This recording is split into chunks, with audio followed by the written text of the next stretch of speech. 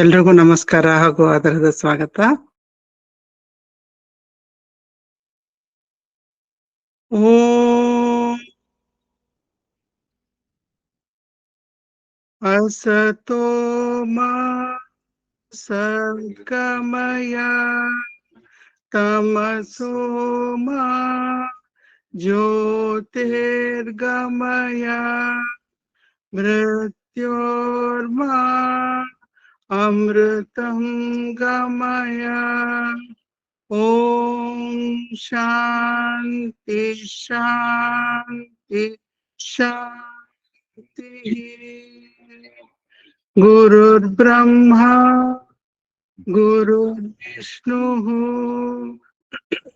ಗುರುರ್ದೇವೋ ಮಹೇಶ್ವರಃ ಗುರುರ್ ಸಾಕ್ಷಾತ್ ಪರಬ್ರಹ್ಮ ತಸ್ಮೈ ಶ್ರೀ ಗುರವೇ ನಮಃ.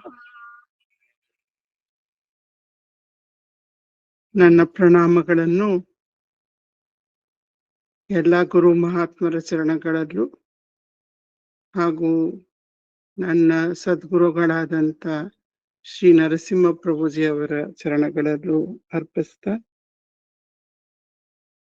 ಎಲ್ಲರ ಕೃಪೆ ನಮ್ಮನ್ನ ಆತ್ಮನಿಷ್ಠರಾಗಿ ಮಾಡಲಿ ಅಂತ ಪ್ರಾರ್ಥಿಸೋಣ. ಓಂ ಸದ್ಗುರುದೇವಾಯ ನಮಃ.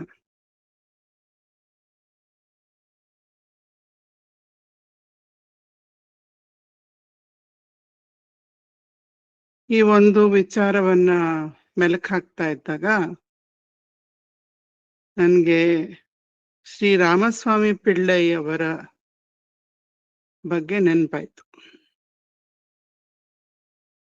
ಶ್ರೀ ರಾಮಸ್ವಾಮಿ ಪಿಳ್ಳೈ ಅನ್ನೋರು ರಮಣರ ಶಿಷ್ಯರು. ಅವರು ಪ್ರಾಯಶಃ ಎಲ್ಲ ಶಿಷ್ಯರಿಗಿಂತ ಹೆಚ್ಚು ಕಾಲ ರಮಣಾಶ್ರಮದಲ್ಲಿ ಕಳೆದವರು ಅಂತ ನಾವು ಹೇಳ್ಬೋದು. 100 ವರ್ಷ ತುಂಬೋವರೆಗೂ ಅವರು ರಮಣಾಶ್ರಮದಲ್ಲೇ ಇದ್ರು.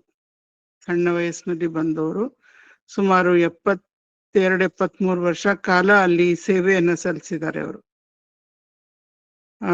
ಯಾರು ರಮಣಾಶ್ರಮಕ್ಕೆ ಹೋಗಿ, ರಮಣರು ಮುಂಚೆ ಒಂದು ಅರುಣಾಚಲ ಸ್ವಲ್ಪ ಸುಮಾರು ಮೇಲ್ ಹತ್ಕೊಂಡು ಹೋಗ್ಬೇಕು, ಅಲ್ಲಿ ಒಂದು ಗುಹೆ ಸ್ಕಂದಾಶ್ರಮ ಅಂತ, ಅಲ್ಲಿ ಎಷ್ಟೋ ವರ್ಷಗಳು ರಮಣರು ಅವ್ರ ಶಿಷ್ಯರ ಜೊತೆ ಇದ್ರು.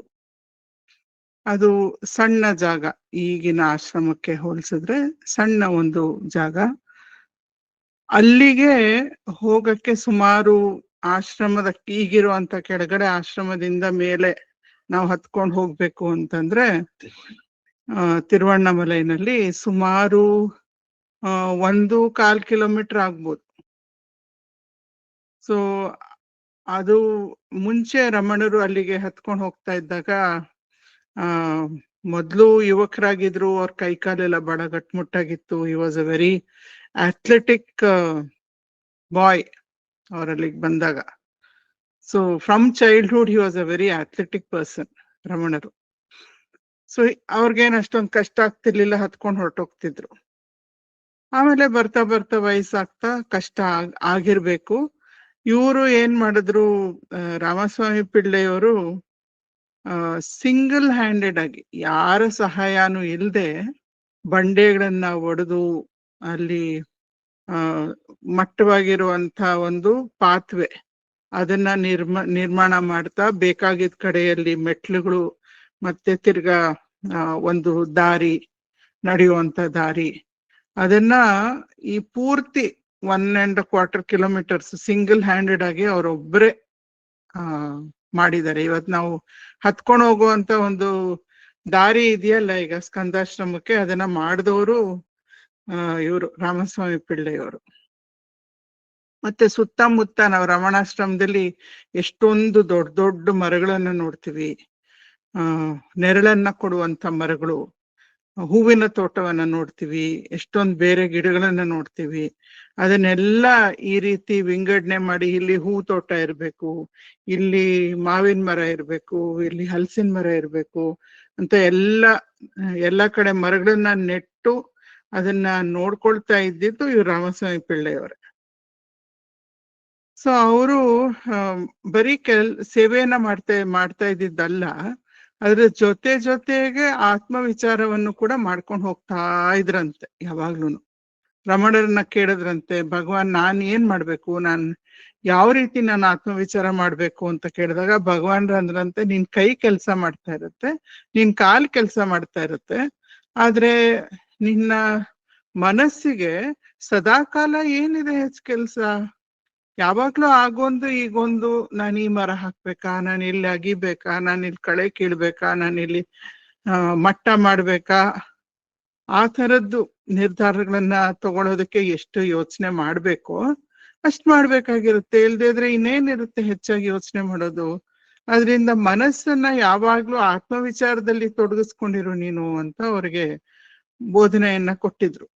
ಸೊ ಅವ್ರು ಆ ರೀತಿಯಲ್ಲೇ ಬಹಳ ಸೀರಿಯಸ್ ಆಗಿ ಆ ಉಪದೇಶವನ್ನ ತೆಗೆದುಕೊಂಡು ಮಾಡ್ಕೊಂಡು ಹೋಗೋರಂತೆ. ಸೊ ರಾಮಸ್ವಾಮಿ ಪಿಳ್ಳೈ ಬಗ್ಗೆ ಯಾತಕ್ ನನ್ಗೆ ನೆನಪಾಯ್ತು ಅಂದ್ರೆ, ಒಂದ್ಸಲ ರಾಮಸ್ವಾಮಿ ಪಿಳ್ಳೆಯವರು ಯಾವುದೋ ಒಂದು ಆಶ್ರಮದ ಕೊಠಡಿಯ ಬೀಗದ ಕೀಲು ಕೈಯನ್ನ ಹಾಳು ಮಾಡ್ಕೊಂಡ್ಬಿಟ್ಟಿದ್ರಂತೆ. ಅದು ಎಲ್ಲಿ ಅಂತ ಸಿಕ್ತಿಲ್ಲ ಅವ್ರಿಗೆ. ಎಲ್ಲ ಕಡೆ ತಡ್ಕಾಡಿದ್ರು, ಎಲ್ಲೂ ಸಿಗ್ತಾ ಇಲ್ಲ. ಸರಿ, ಕೊನೆಗೆ ಭಗವಾನ್ ಹತ್ರ ಹೋಗಿ ರಮಣರ ಹತ್ರ ಹೇಳ್ತಾರೆ, ಭಗವಾನ್ ನನ್ಗೆ ಒಂದು ಬೀಗದ ಕೈ ಹಾಳಾಗೋಗಿದೆ, ಏನ್ ಮಾಡೋದು ಅಂತ ಗೊತ್ತಾಗ್ತಿಲ್ಲ ಅಂತ ಹೇಳ್ತಾರಂತೆ. ಆಗ ರಮಣರು ಯಾವ ಒಂದು ಸಣ್ಣ ಸಂದರ್ಭನೂ ಕೂಡ ಅವರು ಮಿಸ್ ಮಾಡ್ತಾ ಇರ್ಲಿಲ್ಲ. ಅಲ್ಲೇ ಒಂದು ಉಪದೇಶವನ್ನ ಕೊಡೋ ಆಪರ್ಚುನಿಟಿಯನ್ನ ತೆಗೆದುಕೊಂಡು ಶಿಷ್ಯನ ಮನಸ್ಸಿನಲ್ಲಿ ಯಾವ ರೀತಿ ಕಂಡೀಷನಿಂಗ್ ಇರ್ಬೋದು ಅದನ್ನ ಬ್ಲಾಸ್ಟ್ ಮಾಡೋರು. ಅದಕ್ಕೆ ಅವರು ರಾಮಸ್ವಾಮಿ ಪಿಳ್ಳೆಯವ್ರನ್ನ ಹೇಳಿದ್ರಂತೆ ಅವ್ರಿಗೆ, ಅಲ್ಲಪ್ಪ ರಾಮಸ್ವಾಮಿ, ನೀನು ಬೀಗದ ಕೈ ಇಟ್ಟಿಯೋ ಅಲ್ಲೇ ಇದೆ ಅದು ಬೀಗದ ಕೈ, ಅದೆಲ್ಲೂ ಹಾಳಾಗೋಗಿಲ್ಲ. ಏನಾಗಿರೋದ್ ಪ್ರಾಬ್ಲಮ್ ಅಂದ್ರೆ ನೀನ್ ಎಲ್ಲಿಟ್ಟೆ ಅನ್ನೋ ನೆನಪು ನಿನಗೆ ಮರ್ತೋಗ್ಬಿಟ್ಟಿದೆ, ಅದನ್ನ ಹಾಳು ಮಾಡ್ಕೊಂಡ್ಬಿಟ್ಟಿದ್ಯಾ ನೀನು. You have misplaced your memory of where you kept the key.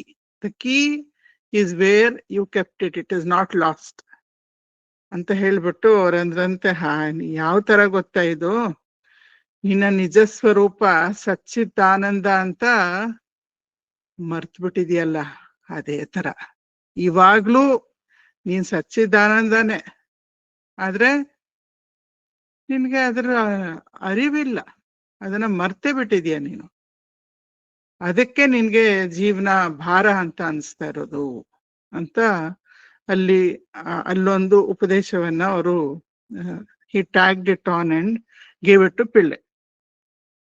So ಇಷ್ಟು ಆಗ್ತಾ ಇರ್ಬೇಕಾದ್ರೆ ಈಗ ಎಲ್ಲರಿಗೂ ಒಂದು ಪ್ರಶ್ನೆ, ನೀವು ಬೇಕಿದ್ರೆ ಚಾಟ್ ಅಲ್ಲಿ ಆನ್ಸರ್ ಮಾಡ್ಬೋದು. ನಾನು ಗ್ರೂಪಲ್ಲಿ ಕೂಡ ಆ ಪ್ರಶ್ನೆನ ಹಾಕಿದ್ದೆ, ಚಾಟ್ ಬಾಕ್ಸ್ ಓಪನ್ ಮಾಡ್ಕೊಂಡಿದೀನಿ ಕಾಣಿಸೋ ತರ. ಈ ಮರವೇ ಅಥವಾ ಫರ್ಗೆಟ್ಫುಲ್ನೆಸ್, ಅದಕ್ಕೆ ವಿರುದ್ಧ ಪದ ಯಾವುದು? What is the opposite of forgetfulness? Quick ಆಗಿ ಚಾಟ್ ಅಲ್ಲಿ ಹಾಕ್ಬೋದಾ?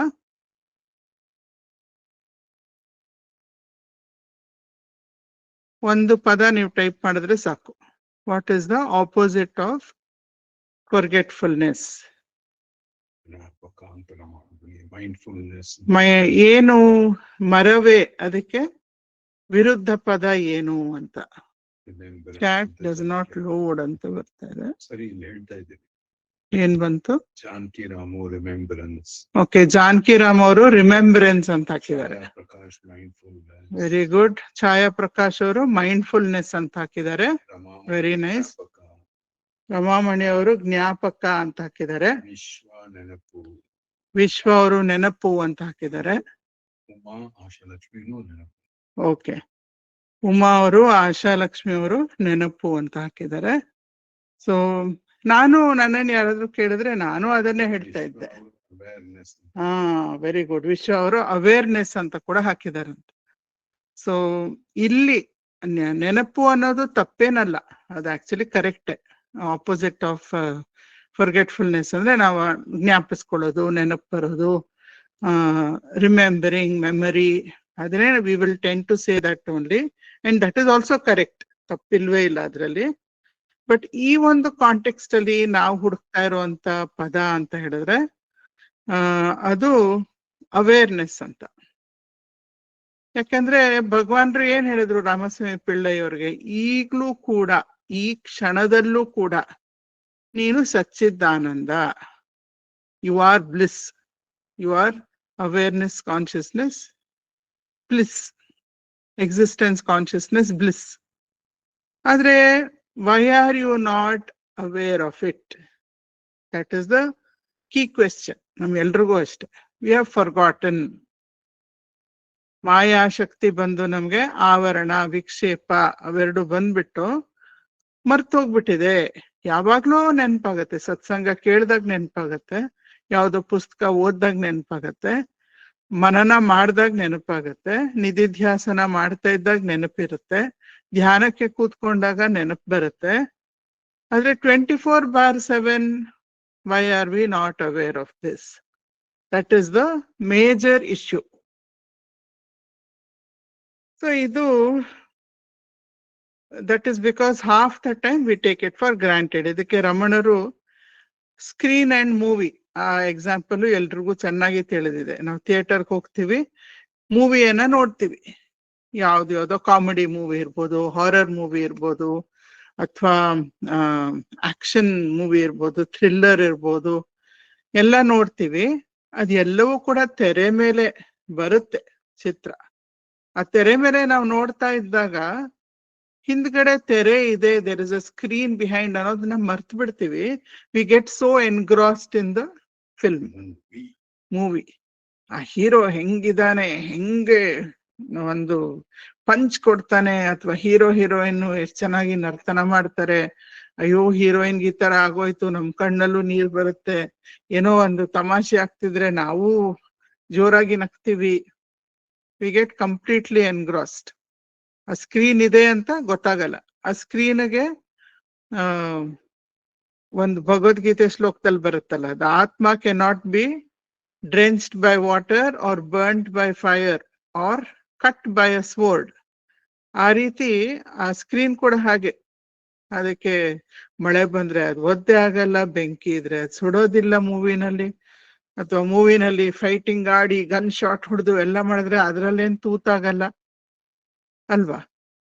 ಸೊ ಈ ಒಂದು ತೆರೆ ರೀತಿಯಲ್ಲಿ ನಿನ್ನ ಆತ್ಮ ಅಂತ ಭಗವಾನ್ರು ನಮ್ಗೆ ಹೇಳಿದ್ದಾರೆ, ರಮಣರು.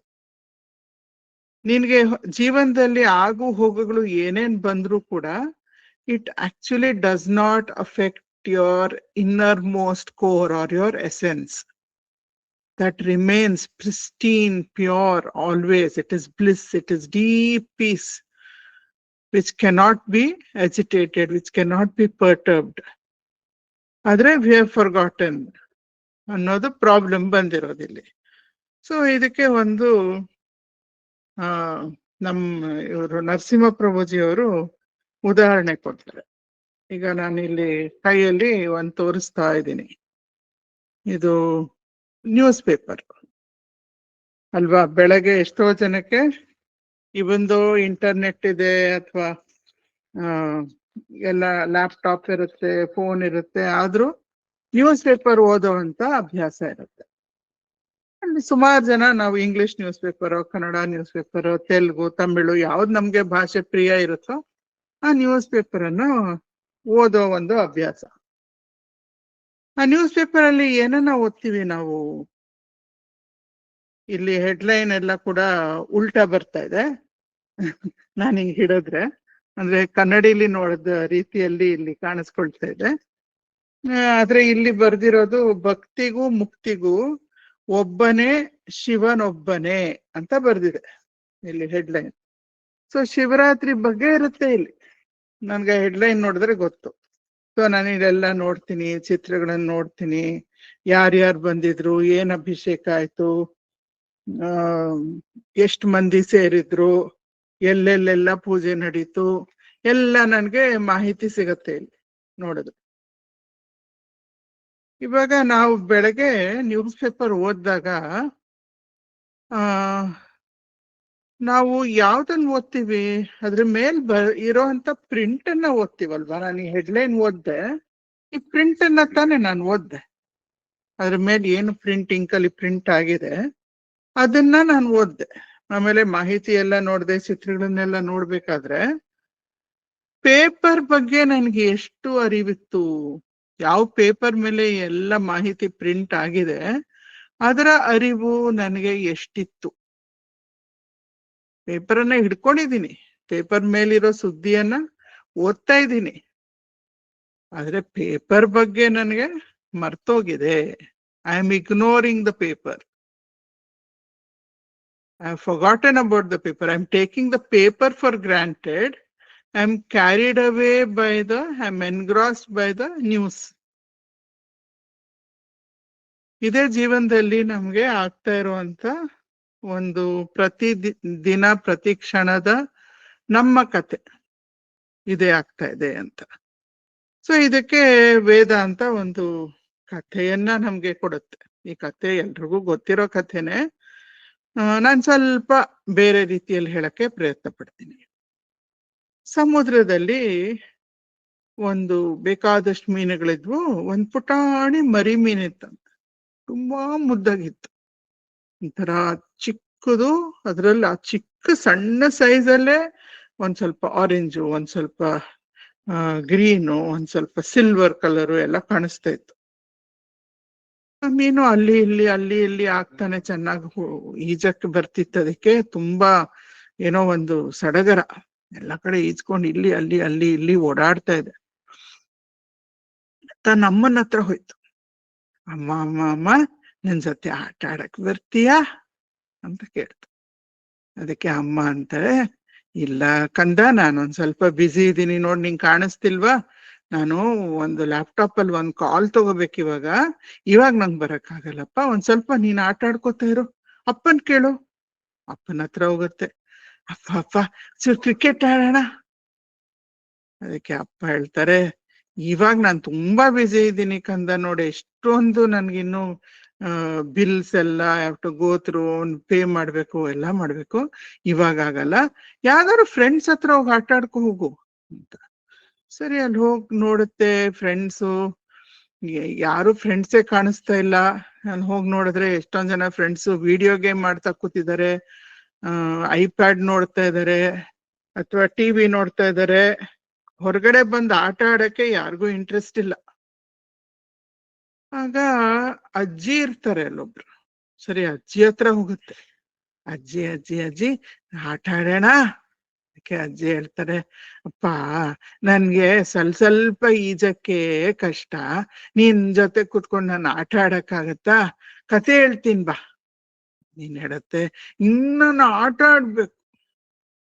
ಸರಿ, ಅಜ್ಜಿ ಹೇಳ್ತಾರೆ, ಹಂಗಿದ್ರೆ ನೋಡು, ಯಾರು ಬರ್ತಾ ಇಲ್ವಾ ನಿನ್ ಜೊತೆ ಆಟ ಆಡಕ್ಕೆ, ಏನ್ ಯೋಚನೆ ಮಾಡ್ಬೇಡ, ನೋಡು ನೀರಿದೆಯಲ್ಲ, ಆ ನೀರೇ ನಿನ್ ಜೊತೆ ಆಟ ಆಡುತ್ತೆ. ನಿಂಗ್ ಗೊತ್ತಿಲ್ವಾ, ನೋಡು ಅಲ್ಲಿ ಅಲೆ ಇದೆ, ಅಲ್ಲಿ ನೊರೆ ಇದೆ, ಅಲೆ ಮೇಲೆ ಹಿಂಗ್ ಹೋದ್ರೆ ಅಲೆ ನಿನ್ನ ಮೇಲೆತ್ಕೊಂಡ್ ಕೆಳಗ್ ತಗೊಂಡೋಗತ್ತೆ. You can ride on the waves. ಇಲ್ಲ ಅಂದ್ರೆ ನೊರೆ ಇದೆಯಲ್ಲ, ಆ ನೊರೆ ಒಳಗಡೆ ಹೀಗ್ ನೀನು ಫಿನ್ಸನ್ನೆಲ್ಲ ಬಡ್ಕೊಂಡ್ ಹೋದ್ರೆ ಒಂಥರ ಹಾರ್ದಂಗ ಅನ್ಸುತ್ತೆ ನಿನ್ಗೆ. ಹೋಗು, ನೀರ್ ಜೊತೆ ಆಟ ಆಡು. ಆಗ ಮೀನ್ ಅನ್ನತ್ತೆ, ನೀರ್ ಜೊತೆನಾ? ಎಲ್ಲಿದೆ ನೀರು ಅಜ್ಜಿ? ನಂಗ್ ಗೊತ್ತೇ ಇಲ್ವಲ್ಲ ನೀರು ಅಂದ್ರೆ ಏನು. ಆಗ ಅಜ್ಜಿ ಅಂತಾರೆ, ಇಲ್ಲಪ್ಪ, ನೀರು ಅಂದ್ರೆ ಇದೆ ನೋಡು, ಎಲ್ಲಾ ಕಡೆ ಇರೋದೇ ನೀರು.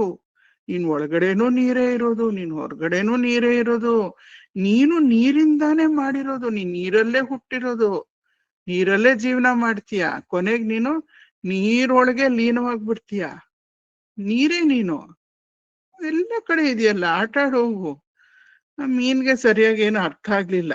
ಇದೇನೋ ನೀರು ಅಂತಾರೆ, ನಂಗೆ ಗೊತ್ತಿಲ್ಲ, ಅಲೆ ನಂಗೆ ಗೊತ್ತು, ಅಲೆಲ್ ಹೋಗಿ ಆಟ ಆಡ್ತೀನಿ, ನೊರೆಲ್ ಹೋಗಿ ಆಟ ಆಡ್ತೀನಿ ಅಂತ ಹೋಗ್ಬಿಟ್ಟು ಆಟ ಆಡ್ತಾ ಇದೆ.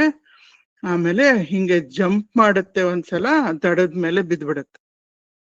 ಅಲ್ಲಿ ನೀರಿಲ್ಲ, ದಡದ ಮೇಲೆ ಮಿಲ ಅಂತ ಒದ್ದಾಡ್ತಾ ಇದೆ, ಉಸಿರಾಡಕ್ ಆಗ್ತಿಲ್ಲ, ನೀರಿಲ್ಲ. ಆಗ ಇದ್ದಕ್ಕಿದ್ದಂಗ ಅದಕ್ಕೆ ಗೊತ್ತಾಗತ್ತೆ, ಅಯ್ಯೋ ನಂಗ್ ನೀರ್ ಬೇಕು, ನೀರಿಲ್ದೇ ಇದ್ರೆ ನಾನ್ ಸತ್ತೋಗ್ತೀನಿ ಅಂತ ಅದಕ್ಕೆ ಗೊತ್ತಾಗತ್ತೆ. ಸಡನ್ ಆಗಿ ನೀರು ಅಂದ್ರೆ ಏನು ಅಂತ ಅರ್ಥ ಆಗತ್ತೆ. ಆಗ ಯಾರೋ ಪಾಪ ಬೀಚಲ್ಲಿ ನಡ್ಕೊಂಡು ಹೋಗ್ತಾ ಇರ್ತಾರೆ, ಈ ಮೀನ್ ಒದ್ದಾಡೋದ್ ನೋಡ್ಬಿಟ್ಟು ಕೈಯಲ್ಲಿ ಎತ್ತಿ ಚಿಕ್ಕ ಮೀನು ಮತ್ತೆ ಸಮುದ್ರಕ್ಕೆ ಹಾಕ್ಬಿಡ್ತಾರೆ. ಆಗ ಅದು ನೀರೊಳಗಡೆ ಹೋದ ತಕ್ಷಣ ಹಬ್ಬ ಇದೇನಾ ನೀರು ಅಂದ್ರೆ, ಈಗ ಅರ್ಥ ಆಯ್ತು ನನ್ಗೆ. ನನ್ ಒಳಗೂ ನೀರೇ, ನನ್ ಹೊರಗೂ ನೀರೇ, ನಾನೂ ನೀರೇ, ಚೆನ್ನಾಗ್ ಅರ್ಥ ಆಯ್ತು ಅಂತ ಹೇಳುತ್ತೆ ಮೀನು. ಸೊ ಈ ಮೀನಿನ ಕಥೆ ತರ ಅಥವಾ ರಾಮಸ್ವಾಮಿ ಪಿಳ್ಳೈಯವ್ರ ಕಥೆ ತರ ಅಥವಾ ಮೂವಿಯನ್ನ ನೋಡಕ್ಕೆ ಹೋದಂತ ಸಿನಿಮಾ ಥಿಯೇಟರ್ ಅಲ್ಲಿ ವೀಕ್ಷಕರ, ತೆರೆಯನ್ನ ಮರೆತಂತ ವೀಕ್ಷಕರ ಕಥೆಯ ತರ ನಮಗೂ ಯಾತಕ್ಕೆ ಮರ್ತೋಗ್ತಾ ಇದೆ? Why are we not aware of our true nature of bliss ಅಂತ ನಾವು ಪ್ರಶ್ನೆಯನ್ನ ಕೇಳಿದ್ರೆ ನಾವು ಹೇಳೋ ಉತ್ತರ ಸಿಂಪಲ್. ನಾವು ಹೇಳ್ತೀವಿ, there is too much happening. ಹೊರಗಡೆ ನೋಡಿದ್ರೆ ಸುತ್ತ ನಮ್ ಜಗತ್ನಲ್ಲಿ ಜನರಿದ್ದಾರೆ, ಸಾಮಾನುಗಳಿವೆ, ಮನೆ ಇದೆ, ಕೆಲಸ ಇದೆ, ಆಕ್ಟಿವಿಟೀಸ್ ಇವೆ. There is so much to do and there are so many things to engage with continuously to take up our attention. ಮತ್ತೆ ಒಳಗಡೆ ನೋಡಿದ್ರೆ ಎಷ್ಟೊಂದು ಯೋಚನೆಗಳು, ಎಷ್ಟೊಂದು ಭಾವನೆಗಳು, ಏನೇನು ಹೊರಗಡೆ ನಡೆಯುತ್ತೋ ಅದಕ್ಕೆಲ್ಲ ನಮ್ಮಲ್ಲಿ ಉತ್ಪತ್ತಿ ಆಗ್ತಾ ಇರುವಂತ ಪ್ರತಿಕ್ರಿಯೆಗಳು, ಹಳೆ ನೆನಪುಗಳೆಲ್ಲ ಮೇಲ್ ಬರ್ತಾ ಇರುತ್ತೆ. So continuously there is a movie going on outside and reactive movie going on inside. ನಮ್ಮ ಒಳ ಪ್ರಪಂಚ ಒಂದು ಹೊರ ಪ್ರಪಂಚ ಒಂದು ಕಂಟಿನ್ಯೂಸ್ಲಿ ನಮ್ಮ ಗಮನವನ್ನ ಸೆಳ್ಕೊಂಡು ಭದ್ರವಾಗಿ ಇಟ್ಕೊಂಡ್ಬಿಟ್ಟಿದೆ ಅದು. Because we find it very interesting, we find it very engrossing. ಅದನ್ನ ನೋಡ್ತಾ ಮಗ್ನರಾಗಿ ಕೂತ್ಬಿಟ್ಟಿದೀವಿ. ಅಲ್ಲಿ ಇರುವಂತ ಅದ್ರ ಹಿಂದೆ ಇರುವಂತ ಬ್ಯಾಕ್ ಗ್ರೌಂಡ್ ಹೇಗೆ ನ್ಯೂಸ್ ಪೇಪರ್ ಅಲ್ಲಿ ಹೆಡ್ಲೈನ್ಸ್ ನಲ್ಲಿ ಅಥವಾ ಸುದ್ದಿನಲ್ಲಿ ಅಥವಾ ಪಿಕ್ಚರ್ ಅಲ್ಲಿ ಆ ಕಡೆ ನಮ್ ಗಮನ ಹೋಗುತ್ತೆ ಹೊತ್ತು ನಿಜವಾದ ಪೇಪರ್ ಬ್ಯಾಕ್ ಗ್ರೌಂಡ್ ಇದೆಯಲ್ಲ, ಸಬ್ಸ್ಟ್ರಾಟಮ, ಅದ್ರ ಕಡೆ ನಮ್ಮ ಗಮನ ಹೋಗ್ತಾ ಇಲ್ಲ. ಸೊ ಅದಕ್ಕೆ ಏನ್ ಮಾಡೋದು? ಅದನ್ನು ಯಾವ ತರ ಗಮನ ಹೋಗ್ಬೇಕು? ಅದಕ್ಕೆ ಕೂಡ ಭಗವಾನ್ರು ಒಂದು ಪದವನ್ನ ಉಪಯೋಗಿಸ್ತಾರೆ. ಅವ್ರು ಹೇಳ್ತಾರೆ ಶಿತಯ. ರಮಣರು ಹೇಳ್ತಾರೆ ಶಿತಯ. ಶಿತಯ ಅಂದ್ರೆ ಕಾಮ್, ಕೂಲ್, ಕಲೆಕ್ಟೆಡ್ ಮೈಂಡ್. ಸಾತ್ವಿಕವಾದಂತ ಮನಸ್ಸು ಅಂದ್ರೆ ಏನು? ಸತ್ವಭಾವದಲ್ಲಿ ಇರುವಂತ ಮನಸ್ಸು ಹೇಗಿರುತ್ತೆ, ಅದರ ಲಕ್ಷಣಗಳು ಏನು, what are the characteristics of a sattvic mind ಅಂತ ನಾವು ಕೇಳ್ಕೊಂಡ್ರೆ, it is a cool mind, it is a calm mind, it is a collective mind, it is an introspective mind. ಅದು ಎರಡು ಕ್ಯಾರೆಕ್ಟರ್ಸು ಇರಬಾರ್ದು ಅದರಲ್ಲಿ. ಅಂದ್ರೆ ರಜೋಗುಣದ ಲಕ್ಷಣಗಳು ಅಂದ್ರೆ ಮನಸ್ಸು ಈ ಕಡೆ ಆ ಕಡೆ ಆ ಕಡೆ ಈ ಕಡೆ ಚಂಚಲವಾಗಿ ಓಡಾಡ್ತಾ ಇರೋದು. ನಾನೊಂದ್ ಸ್ವಲ್ಪ ಕಾಫಿ ಕುಡಿಯಕ್ ಹೋಗ್ತೀನಿ, ನನ್ಗೂ ಅವ್ರು ಯಾರೋ ಬರ್ತಾರೆ, ಅದೊಂಚೂರು ರೆಡಿ ಮಾಡ್ಬೇಕು, ಇವಾಗ ಇನ್ನೊಂದೇನೋ ಮಾಡ್ಬೇಕು, ಮತ್ತೊಂದೇನೋ ಮಾಡ್ಬೇಕು. ಮಾಡೋದ್ರಲ್ಲಿ ತಪ್ಪಿಲ್ಲ, ಕೆಲ್ಸವನ್ನ ಮಾಡೋದ್ರಲ್ಲಿ ತಪ್ಪಿಲ್ಲ. ಆದ್ರೆ ಅದ್ರಲ್ಲೇ ಮಗ್ನನಾಗ್ಬಿಟ್ಟು ನಾನು ನಿಜ ಸ್ವರೂಪವನ್ನ ಮರ್ತ್ ಬಿಟ್ರೆ ಅಲ್ಲಿ ಪ್ರಾಬ್ಲಮ್ ಬರುತ್ತೆ. So it should not be a restless mind. At the same time it should not be a sluggish mind also. ಬಹಳ ಸ್ಲಗ್ಗಿಶ್ ಆಗಿ ಕೂಡ ಮನಸ್ಸು ಇರ್ಕೂಡ್ದು. ಸ್ಲಗ್ಗಿಶ್ ಆಗಿದ್ರೆ ಏನಾಗತ್ತೆ, ಕಣ್ಣು ಎಳಿಯತ್ತೆ, ತೂಕಡಿಕೆ ಬರುತ್ತೆ, ಗಮನ, mind becomes very heavy. So ಅದಕ್ಕೆ it is not light and energetic. It is not able to focus or concentrate on anything. So ಈ ಎರಡು ರಜೋಗುಣ ತಮೋಗುಣ ಹೆಚ್ಚಾಗಿರ್ಬಾರ್ದು. ಅದರ ಲಕ್ಷಣಗಳು ಹೆಚ್ಚಾಗೋದಾಗ ಸತ್ವಗುಣ ಕಡಿಮೆ ಆಗ್ಬಿಡುತ್ತೆ. Our focus and concentration reduce, our capacity to be aware of our inner nature will decline. So ಹಾಗಿರ್ಬಾರ್ದು. ಶಿತಯ ಹಾಗಿರ್ಬೇಕು ಮನಸ್ಸು, ಲೈಕ್ ಕೂಲ್ ವಾಟರ್. ತಂಪಾದ ಒಂದು ಮರದ ನೆರಳಿಗೆ ಹೋದ್ರೆ how relieved we feel on a hot summer day, ಆ ತರ ನಮ್ಮ ಮನಸ್ಸು ಕೆಲಸ ಮಾಡ್ಬೇಕು ಅಂತ ರಮಣರು ಹೇಳ್ತಾರೆ. ನಾವು ಸಾಮಾನ್ಯ ಏನ್ ಮಾಡ್ತೀವಿ, ಯಾವ್ದಾದ್ರು ಒಂದ್ ಟಾಪಿಕ್ ಬಗ್ಗೆ ನಾವು ಜಾಸ್ತಿ ಇನ್ಫಾರ್ಮೇಶನ್ ಕಲೆಕ್ಟ್ ಮಾಡ್ಬೇಕು ಅಂದಾಗ ಇವಾಗೆಲ್ಲ ಗೂಗಲ್ ಇಟ್ ಅಂತ ಹೇಳ್ತೀವಿ. ಸೊ ಲ್ಯಾಪ್ಟಾಪ್ ಅಲ್ಲೋ ಫೋನ್ನಲ್ಲೋ we simply put the word. ನಾನು ಅದೇ ತರ ಅಟೆಂಟಿವ್ನೆಸ್ ಅಂತ ಹಾಕ್ಬಿಟ್ಟು ಗೂಗಲ್ ಮಾಡ್ತೀನಿ.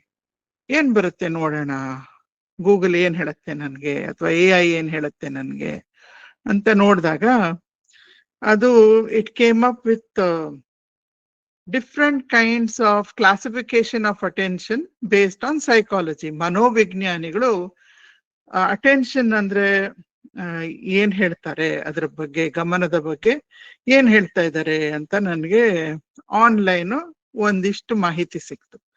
ಅದರ ಜೊತೆಯಲ್ಲಿ ನಾನು ವೇದಾಂತ ಏನ್ ಹೇಳುತ್ತೆ ಅನ್ನೋದನ್ನ ಕೂಡ ಜೊತೆಗೂಡಿಸಿ, ಇಂಟಿಗ್ರೇಟಿಂಗ್ ಬೋತ್ ಆಫ್ ದೆಮ್, ನಾನು ಅದನ್ನ ಇಲ್ಲಿ ಶೇರ್ ಮಾಡ್ತಾ ಇದ್ದೀನಿ. ಅಂದ್ರೆ ಇದರಲ್ಲಿ ನಾವು ಏನ್ ತಿಳ್ಕೊಬಹುದು ಅಂದ್ರೆ, what should be the quality of attention and how can we keep maintain awareness of the of our inner core of peace or tranquility or bliss.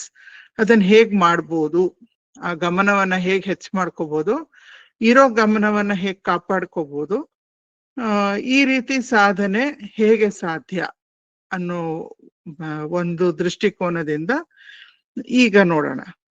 ಮೊದಲನೇದು ಸೈಕಾಲಜಿಸ್ಟ್ ಹೇಳೋದು ಸಸ್ಟೈನ್ಡ್ ಅಟೆನ್ಷನ್ ಅಂತ. ಈಗ ನಾವೆಲ್ಲರೂ ಸೇರ್ಕೊಂಡು ಈ ಒಂದು ಟಾಪಿಕ್ ಮೇಲೆ ಜಿಜ್ಞಾಸ ಮಾಡ್ತಾ ಇದೀವಿ.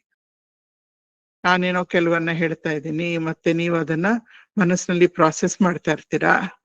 ಇದು ಸರಿ ಅಂತ ತೋರುತ್ತಾ, ಇಲ್ಲ ಅಂತ ತೋರುತ್ತಾ?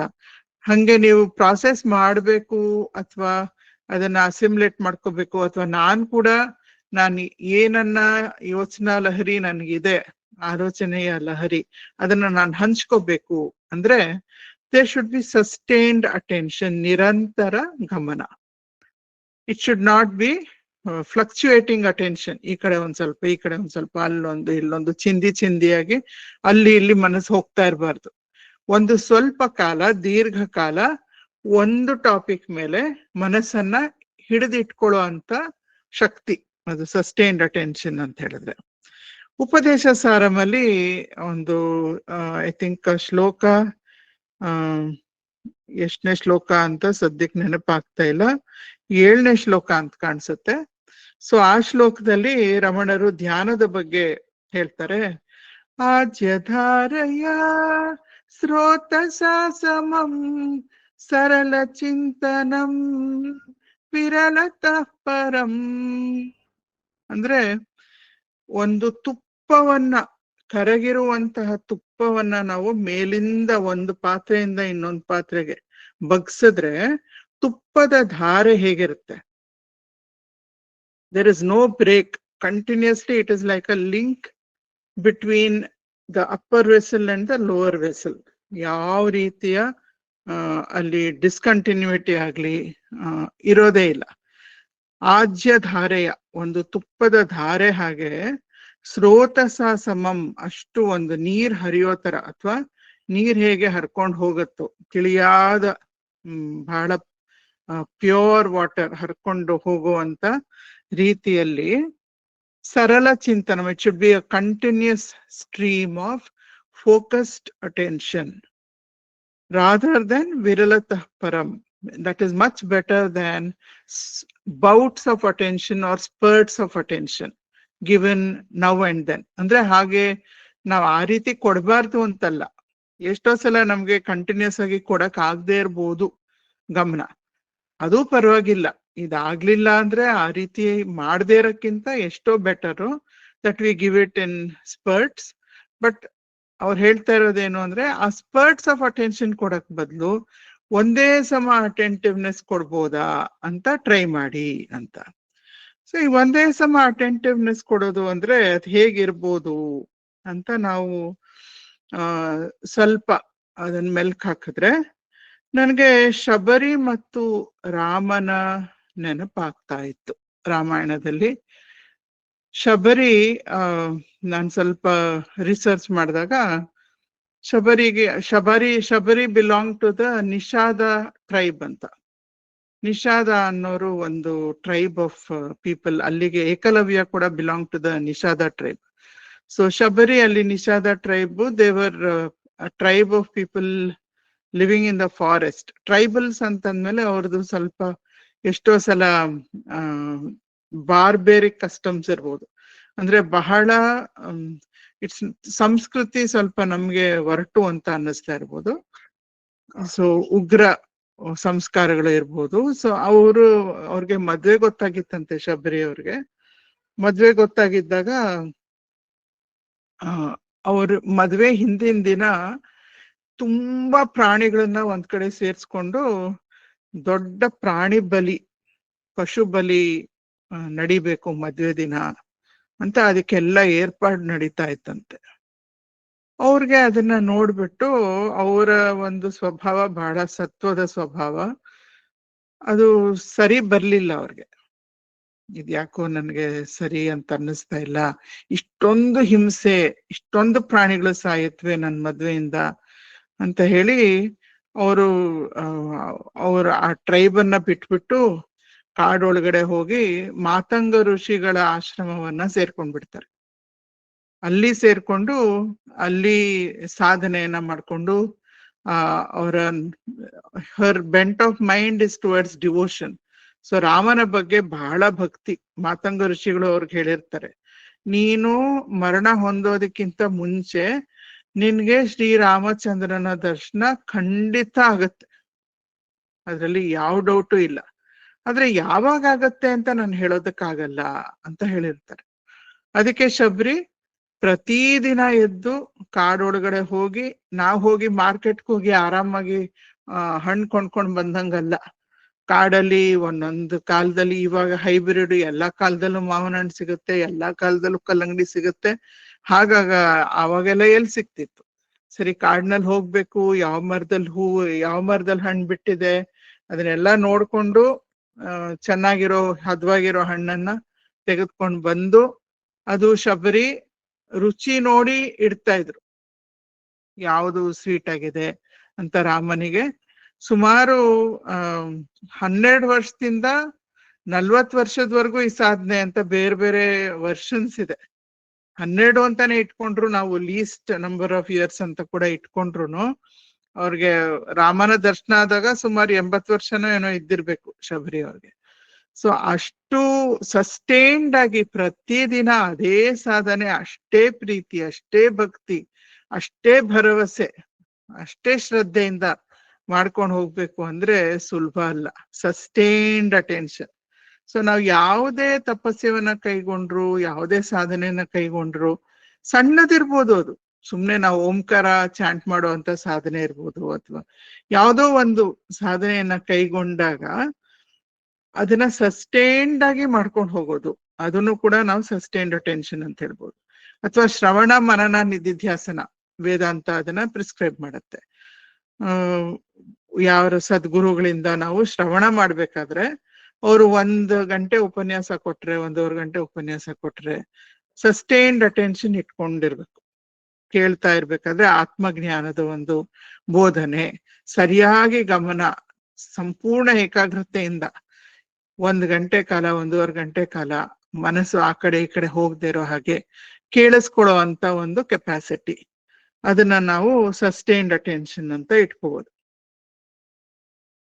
ಸಸ್ಟೈನ್ಡ್ ಅಟೆನ್ಷನ್ ಅಂತ ಬೇಕಿದ್ರೆ ಇಡೀ ದಿನ ನನ್ನ ಮನಸ್ಸನ್ನ ನಾನು ಆತ್ಮತತ್ವದ ಮೇಲೆ ಇಟ್ಕೊಳ್ಳೋದಕ್ಕೆ ಸಾಧ್ಯನಾ, ಏನ್ ಬಂದ್ರೂ ಅದನ್ನ ಆತ್ಮದ ಕಡೆಗೆ ತಿರುಗಿಸ್ಕೊಳ್ಳೋದಕ್ಕೆ ಸಾಧ್ಯನಾ ಅನ್ನೋ ಒಂದು ಪ್ರಯತ್ನ ಕೂಡ ಮಾಡ್ಬೋದು. ಸೊ ಅದಕ್ಕೆ ಈಗ ಸೆಲೆಕ್ಟಿವ್ ಅಟೆನ್ಷನ್ ಅಂತ 2ನೇ ಕ್ಯಾಟಗರಿ ಆಫ್ ಅಟೆನ್ಷನ್, ಅದನ್ನ ಬಳಸ್ಕೊಂಡ್ರೆ we can even do 24 hours ಕೂಡ ಮಾಡೋದಕ್ಕೆ ಸಾಧ್ಯ ಆಗ್ಬೋದೇನೋ. ಆಯ್ದ ಗಮನ ಕನ್ನಡದಲ್ಲಿ ನಾವು ಟ್ರಾನ್ಸ್ಲೇಟ್ ಮಾಡ್ಬೇಕಾದ್ರೆ. ಸೊ ಈ ಸಸ್ಟೈನ್ಡ್ ಅಥವಾ ಈ ಸೆಲೆಕ್ಟಿವ್ ಅಟೆನ್ಷನ್ ಅಂತ ಹೇಳಿದ್ರೆ ಎಷ್ಟೊಂದು ಸುತ್ತಮುತ್ತ ನಮ್ಮ ಈಗ ಸದ್ಯಕ್ಕೆ ನನ್ ಮುಂದೆ ಇಲ್ಲಿ ಒಂದು ಲ್ಯಾಪ್ಟಾಪ್ ಇದೆ, ಈ ಲ್ಯಾಪ್ಟಾಪ್ ಕ್ಯಾಮ್ರಾನ ನಾನು ನೋಡ್ಕೊಂಡು ಮಾತಾಡ್ತಾ ಇದ್ದೀನಿ. ಬಟ್ ನಾನು ಬಲ್ಗಡೆ ನೋಡಿದ್ರೆ ಈ ಕಡೆ ಒಂದು ಟೇಬಲ್ ಇರ್ಬೋದು, ಅಲ್ಲಿ ವಾಟರ್ ಬಾಟ್ಲ್ ಇರ್ಬೋದು, ಅಲ್ಲಿ ಮಂಚ ಇರ್ಬೋದು, ಈ ಕಡೆ ಸೋಫಾ ಇರ್ಬೋದು, ಅಲ್ಲಿ ಯಾರೋ ಕೂತಿರ್ಬೋದು, ಇನ್ಯಾರೋ ಅಲ್ಲಿ ಓಡಾಡ್ತಾ ಇರ್ಬೋದು. ಎಲ್ಲ ಬೇರೆ ಬೇರೆ ಬೇರೆ ಇನ್ಪುಟ್ಸ್ ಇರುತ್ತೆ, ಸೆನ್ಸರಿ ಇನ್ಪುಟ್ಸ್, ನನ್ನ ಕಣ್ಣುಗಳಿಗೆ, ಕಿವಿಗಳಿಗೆ, ಆ ಎಲ್ಲ ನನ್ನ ಇಂದ್ರಿಯಗಳಿಗೆ ಬೇರೆ ಬೇರೆ ಇನ್ಪುಟ್ಸ್ ಬರ್ತಾ ಇರುತ್ತೆ. ಅಥವಾ ನನ್ನ ತಲೆಯಲ್ಲಿ ಬೇರೆ ಬೇರೆ ಯೋಚನೆಗಳು ಉದ್ಭವ ಆಗೋದಕ್ಕೆ ಒಂದು ಪಾಸಿಬಿಲಿಟಿ ಕೂಡ ಇದೆ. ಅದೆಲ್ಲವನ್ನೂ ನಾನು ಇಗ್ನೋರ್ ಮಾಡಿ ಸೆಲೆಕ್ಟಿವ್ ಆಗಿ ಈ ಒಂದು ಲ್ಯಾಪ್ಟಾಪ್, ಈ ಲ್ಯಾಪ್ಟಾಪ್ ನಲ್ಲಿರುವಂತ ಆ ಒಂದು ಕ್ಯಾಮೆರಾ, ಅಲ್ಲಿ ಮಾತ್ರ ನಾನು ಗಮನ ಇಟ್ಕೊಂಡು ಈ ವಿಚಾರಧಾರೆಯ ಮೇಲೆ ಮಾತ್ರ ನನ್ನ ಗಮನವನ್ನ ಇಟ್ಕೊಂಡು ಮಾತಾಡ್ಬೇಕು ಅಂತ ಹೇಳಿದ್ರೆ it requires a lot of selective attention. ಇನ್ನೆಲ್ಲ ಇನ್ಪುಟ್ಸ್ ಇಗ್ನೋರ್ ಮಾಡಿ I select a particular input and say I will only pay attention to this. So ಅದನ್ನ ನಾವು ಸೆಲೆಕ್ಟಿವ್ ಇನ್ಪುಟ್ ಅಂತ ಹೇಳ್ಬೋದು. ಇದು ಪುರಾಣಗಳಲ್ಲಿ, ಇತಿಹಾಸದಲ್ಲಿ ನಮ್ಗೊಂದು ಎಕ್ಸಾಂಪಲ್ ಬೇಕು ಅಂತ ಹೇಳಿದ್ರೆ, ದ್ರೋಣಾಚಾರ್ಯರು ಅರ್ಜುನನಿಗೆ ಒಂದು ಮರದ ಮೇಲೆ ಇರೋ ಹಕ್ಕಿ, ಆ ಹಕ್ಕಿಯ ಕಣ್ಣಿಗೆ ನೀನು ಬಾಣವನ್ನ ಬಿಡು ಅಂತ ಹೇಳಿದ್ರು. ಇದು ಒಂದು ಎಕ್ಸರ್ಸೈಸ್ ಅವರು ಕಲಿಕೆಯ ಒಂದು ಪ್ರಾಸೆಸ್ ಅಲ್ಲಿ. ಧನುರ್ವಿದ್ಯೆ ಕಲಿತಾ ಇದ್ದಾಗ ಹೋಗಿ ಅರ್ಜುನ ಶೂಟ್ ಮಾಡೋದಕ್ಕೆ ಟ್ರೈ ಮಾಡಿದಾಗ ಅವರು ದ್ರೋಣಾಚಾರ್ಯರು ಕೇಳ್ತಾರೆ, ಏನ್ ಕಾಣಿಸುತ್ತೆ ಅರ್ಜುನ ನಿನ್ಗೆ? ಗುರುಗಳೇ, ನನ್ಗೆ ಎಲ್ಲ ದೊಡ್ಡ ಮರದಲ್ಲಿರೋ ಎಲೆಗಳು, ಕೊಂಬೆಗಳು, ಅದ್ರ ಮೇಲೆ ಒಂದ್ ಪಕ್ಷಿ ಕೂತಿದೆ, ಅದು ಕಾಣಿಸ್ತಾ ಇದೆ. ಇಲ್ಲ, ಮತ್ತೆ ಇನ್ನೊಂದ್ ಸ್ವಲ್ಪ ಏಕಾಗ್ರತೆ ಹೆಚ್ಚು ಮಾಡ್ಕೊ ಅಂತಾರೆ. ಈಗ ನನ್ಗೆ ಬರೀ ಪಕ್ಷಿ ಕಾಣಿಸ್ತಾ ಇದೆ ಗುರುಗಳೇ, ಇನ್ನೂ ಹೆಚ್ಚು ಮಾಡ್ಕೊ. ಆಗ ಅರ್ಜುನ ಅಂತಾನೆ, ನನ್ಗೆ ಬರೀ ಆ ಪಕ್ಷಿ ಮಾತ್ರ ಕಾಣಿಸ್ತಾ ಇದೆ ಗುರುಗಳೇ, ಈಗ ನೀನ್ ಬಾಣ ಬಿಡು ಅಂತಾರೆ ದ್ರೋಣಾಚಾರ್ಯರು. So that is super selective attention. ಅಷ್ಟೊಂದು ಆಯ್ದ ಗಮನವನ್ನ ಬಡಿಸ್ತಾನೆ ಅವನ ಅರ್ಜುನ ಎಕ್ಸರ್ಸೈಸ್ ನಲ್ಲಿ, ಸಣ್ಣ ಹುಡುಗ ಆಗಿದ್ರು ಕೂಡ. ಇಷ್ಟೊಂದು ಸೆಲೆಕ್ಟಿವ್ ಆಗಿ ನಾವು ಇದ್ದಾಗ ಪ್ರತಿಯೊಂದನ್ನು ಬೇಕಿದ್ರೆ ನಾವು ಆತ್ಮತತ್ವದ ಕಡೆ ಕೂಡ ತಿರ್ಗಿಸ್ಕೊಂಡು ಹೋಗ್ಬೋದು. ಈಗ ಶಿವರಾತ್ರಿ ಪೂಜೆ ನಡೀತಾ ಇರ್ಬೇಕಾದ್ರೆ ಎಲ್ಲೋ ಒಂದ್ ಕಡೆ ಲೌಡ್ ಸ್ಪೀಕರ್ ಅಲ್ಲಿ ಹಾಡನ್ನು ಕೂಡ ಹಾಕಿರೋದು ಕೇಳಿಸ್ತಾ ಇತ್ತು. ಈಗಿನ ಕಾಲದಲ್ಲಿ ಭಕ್ತಿ ಗೀತೆಗಳನ್ನೇ ಏನ್ ಹಾಕಲ್ಲ, ಎಷ್ಟೋ ಸಲ ಫಿಲ್ಮ್ ಸಾಂಗ್ಸ್ ಅನ್ನ ಹಾಕ್ತಾರೆ, ಬೇರೆ ಬೇರೆ ತರದ ಮ್ಯೂಸಿಕ್ ಅನ್ನ ಕೂಡ ಹಾಕ್ತಾರೆ ಏನೋ ದೇವಸ್ಥಾನದಲ್ಲೂ. ಸೊ ದೇವಸ್ಥಾನದ ಹತ್ರ ನಡ್ಕೊಂಡು ಹೋಗ್ತಾ ಇದ್ರೆ ಒಂದು ಹಳೆ ಫಿಲ್ಮ್ ಸಾಂಗ್ ಬರ್ತಾ ಇತ್ತು. ನಿನ್ನ ಮರೆಯಲಾರೆ ಎಂದೆಂದು ನಿನ್ನ ಬಿಡಲಾರೆ, ಚಿನ್ನ ನೀನೇ ಪ್ರಾಣ ನನ್ನಾಣಿಗೋ ಅಂದ್ರೆ ಅದು ರೊಮ್ಯಾಂಟಿಕ್ ಸೆಟ್ಟಿಂಗ್ ಅಲ್ಲಿ ಹೀರೋ ಹೀರೋಯಿನ್ಗೆ ಹೇಳ್ತಾ ಇರುವಂತ ಒಂದು ಹಾಡು. ಆದ್ರೆ ನಾನ್ ನಡ್ಕೊಂಡು ಹೋಗ್ತಾ ಇರ್ಬೇಕಾದ್ರೆ ನಾನು ಅನ್ಕೊಳ್ತಾ ಇದ್ದೆ, ಈಶ್ವರ, ನಿನ್ನನ್ನ ನಾನು ಮರೆಯೋದೇ ಇಲ್ಲ, ಯಾಕಂದ್ರೆ ನಿನ್ ಒಳಗೂ ಇದೆಯಾ, ನನ್ ಹೊರಗೂ ಇದೆಯಾ, ಇಡೀ ಜಗತ್ತು ನಿನ್ನ ಶರೀರ, ನನ್ನ ಆತ್ಮನು ನಿನ್ನ ಸ್ವರೂಪನೇ, ಎಲ್ಲೆಲ್ಲೂ ನೀನೇ ಇರೋದು, ನಿನ್ನನ್ನು ಹೇಗ್ ಮರೆಯೋದಕ್ ಸಾಧ್ಯ? ಎಲ್ಲೆಲ್ಲಿ ನೋಡಿದ್ರು ನೀನೇ ಕಾಣಿಸ್ತೀಯಲ್ಲ, you are my most favourite companion ಅಂತ. ಆ ರೀತಿನೂ ನಾನು I can take the same input and selectively focus on it and turn it in whichever direction I want. So ನಾವು ಆ ತರ ಮಾಡ್ಕೊಂಡು ಹೋಗ್ತಾ ಇದ್ದಾಗ ಏನ್ ಇನ್ಪುಟ್ ಜೀವನ ನಮಗ್ ಕೊಟ್ಟರು ಕೂಡ we will turn it towards ಆತ್ಮತತ್ವ and we can keep attention focus there. So ಇದು ಒಂದ್ ರೀತಿ ಆಗ್ತಾ ಇದ್ರೆ, ಒಂದು ಸಣ್ಣ ಕಥೆ. ಒಬ್ಬ 12 ವರ್ಷದ ಹುಡುಗನಿಗೆ ಮುಂಜಿ ಮಾಡ್ತಾ ಇರ್ತಾರೆ ಮನೆಯಲ್ಲಿ. ಮುಂಜಿ ಮಾಡ್ತಿದ್ದಾಗ ಅವರ ತಾತಂಗೆ ತುಂಬಾ ಖುಷಿ, ನನ್ ಮೊಮ್ಮಗಂಗೆ ಮುಂಜಿ ಆಗ್ತಾ ಇದೆ ಅಂತ ಹೇಳಿ ಅವರು ಒಂದು ಚಿನ್ನದ ಉಂಗುರ ಮಾಡಿಸ್ತಾರೆ ಆ ಹುಡುಗಂಗೆ. ಚಿನ್ನದ ಉಂಗುರದಲ್ಲಿ ದೊಡ್ಡ ಹಸಿರು ಹರಳಿರುತ್ತೆ, ಯಾಕಂದ್ರೆ ಹುಡುಗಂಗೆ ಫೇವ್ರೆಟ್ ಕಲರ್ ಯಾವ್ದಪ್ಪ ನಿನ್ಗೆ ಅಂದ್ರೆ ಅವನು ಗ್ರೀನ್ ಅಂತ ಇರ್ತಾನೆ. ಅದಕ್ಕೆ ಅವರು ಒಂದು ದೊಡ್ಡ ಹಸಿರು ಹರಳನ್ನ ಹಾಕ್ಸಿ ಒಂದು ಅವನ್ ಬೆರಳಿಗೆ ಕರೆಕ್ಟ್ ಆಗಿ ಅಳತೆ ಆಗೋ ತರ ಒಂದು ಉಂಗುರ ಮಾಡಿಸ್ತಾರೆ. ಮುಂಜಿ ಎಲ್ಲ ಆಯ್ತು, ಗಾಯತ್ರಿ ಉಪದೇಶ ಆಯ್ತು, ಬಂದವರೆಲ್ಲ ಊಟ ಮಾಡ್ಕೊಂಡು ಹೋಗಾಯ್ತು. ಆ ಹುಡ್ಗ ತಾತನ ಹತ್ರ ಓಡ್ ಬರ್ತಾನೆ. ಅವಾಗ ತಾತ ತೊಡೆ ಮೇಲೆ ಕೂರಿಸ್ಕೊಂಡು ಹುಡುಗನ್ನ, ನಿನ್ಗೆ ನಾನು ಒಂದು ಚೆನ್ನಾಗಿರೋ ಉಡುಗೊರೆ ಮಾಡ್ಸಿದೀನಿ, ತೋರ್ಸ್ಲಾ? ತೋರ್ಸ್ ತಾತ ಏನದು ಏನದು? ಆಗ ತಾತ ತೆಗಿತಾರೆ ಉಂಗ್ರನ. ಅವನ್ ತುಂಬಾ ಖುಷಿ ಆಗ್ಬಿಡುತ್ತೆ.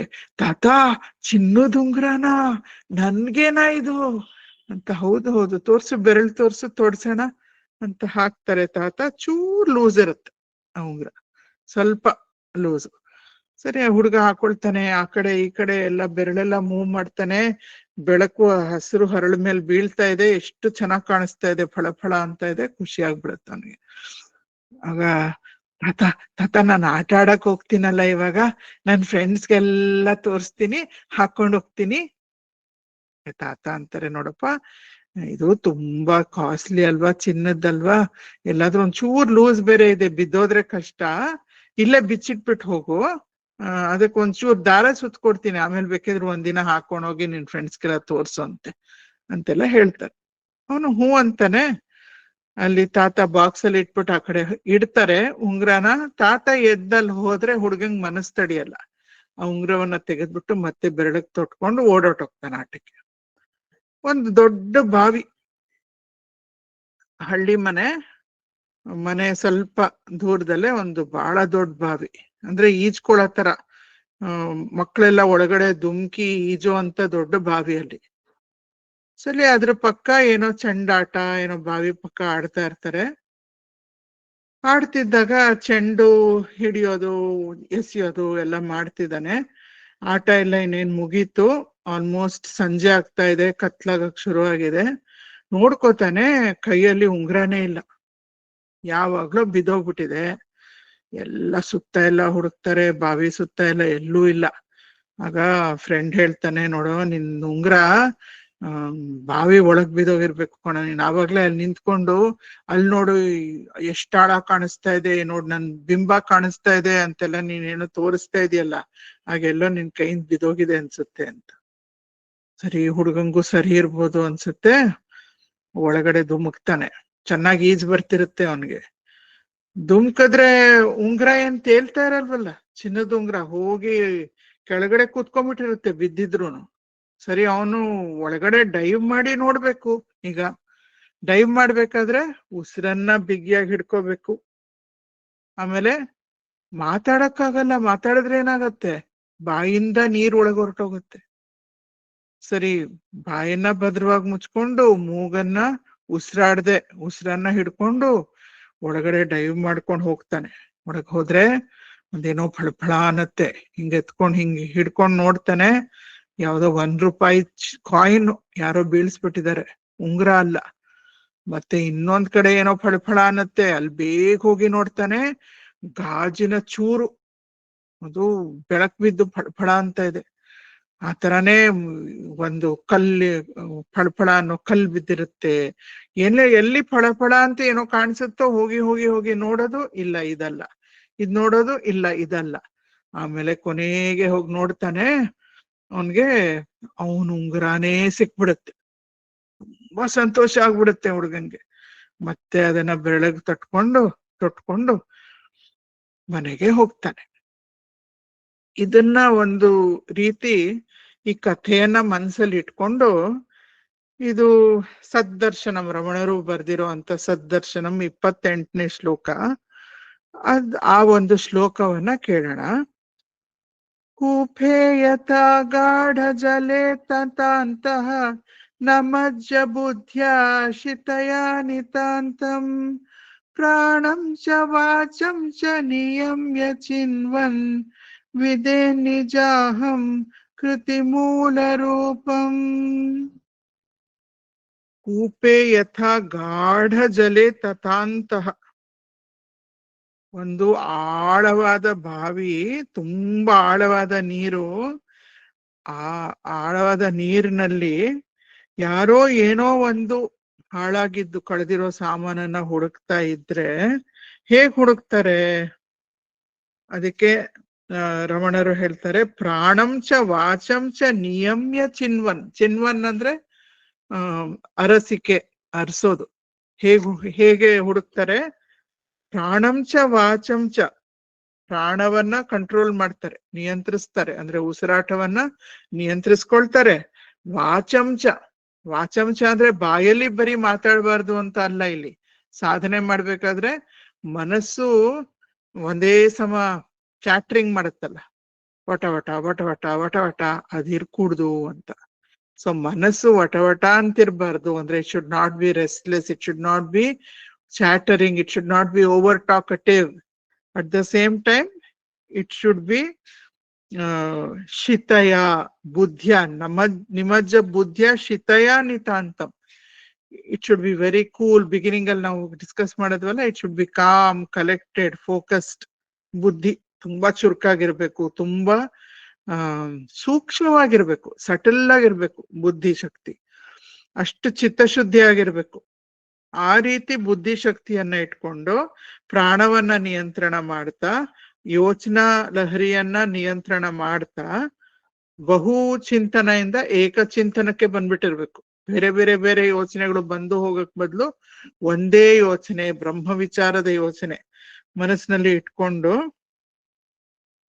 ವಿದೇ ನಿಜ ಅಹಂಕೃತಿ ಮೂಲ ರೂಪಂ, ನನ್ನ ಅಹಂಕಾರ, ನಾನು ದೇಹ, ನಾನು ಮನಸ್ಸು, ನಾನು ಬುದ್ಧಿ ಅನ್ನೋದು ಎಲ್ಲಿಂದ, ಯಾವ ಮೂಲದಿಂದ ಹುಟ್ಟಿ ಬರ್ತಾ ಇದೆ, what is the source of this I thought ಅಂತ ತುಂಬಾ ಸೂಕ್ಷ್ಮವಾಗಿ you have to follow the I thought and see from where is it rising, ಎಲ್ಲಿಂದ ಉದ್ಭವ ಆಗ್ತಾ ಇದೆ ಅಂತ ನಾವು ಬಹಳ ಸೂಕ್ಷ್ಮವಾಗಿ ಬುದ್ಧಿಯನ್ನ ಉಪಯೋಗಿಸ್ಕೊಂಡು we have to search for it. ಇದನ್ನ ನಾವು ಆತ್ಮವಿಚಾರ ಅಂತ ಹೇಳ್ತೀವಿ.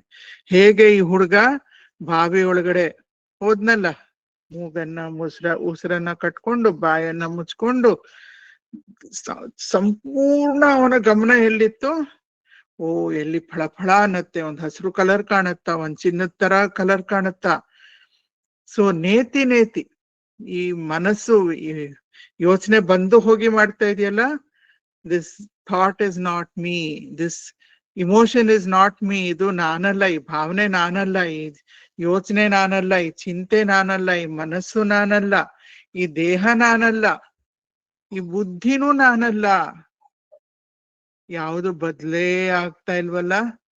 ಹಿಂದೆ ಎಲ್ಲದಕ್ಕಿಂತ ಹಿಂದೆ ಮೂಲವಾಗಿ, ಆಧಾರವಾಗಿ, ಆಸ್ ಎ ಸಬ್ಸ್ಟ್ರಾಟಮ್ ಅದ್ ಹೇಗಿದೆಯಲ್ಲ, ಪರಾಶಾಂತಿ, ಆನಂದ, ಎವರ್ ಸ್ಟಿಲ್, ಅದು ನಾನು ಅಂತ ನೇತಿ ನೇತಿ ನೇತಿ ಇತಿ ಹಾಗೆ ಹುಡುಕೊಂಡು ಹೋಗ್ಬೇಕು ಅಂತ ರಮಣರು ನಮ್ಗೆ ಹೇಳ್ತಾ ಇದ್ದಾರೆ. ಸೊ ಈ ರೀತಿ ನಾವು ಹುಡುಕ್ತಾ ಹೋಗ್ತಾ ಇದ್ದಾಗ ಈಶ್ವರ ಕೂಡ ನಮ್ಮ ಜೀವನದಲ್ಲಿ ಯಾವ ರೀತಿ ಸಂದರ್ಭಗಳನ್ನ ಕೊಡ್ತಾ ಇರ್ತಾನೆ. ನಮ್ಮನ್ನ ಯಾರು ಬಹಳ ತೀಕ್ಷ್ಣವಾದಂತ ಮೋಕ್ಷತ್ವವನ್ನ ಹೊಂದಿರ್ತಾರೋ, ನನಗೆ ಆತ್ಮ ಸಾಕ್ಷಾತ್ಕಾರ ಆಗ್ಲೇಬೇಕು, ನನ್ಗೆ ಆತ್ಮಜ್ಞಾನ ಬೇಕೇ ಬೇಕು, ಅದನ್ ಬಿಟ್ಟು ಬೇರೆ ಕಡೆ ಬೇರೆ ಯಾವುದು ನನಗೆ ಇಟ್ ಇಸ್ ಅ ಸೆಕೆಂಡರಿ ಗೋಲ್.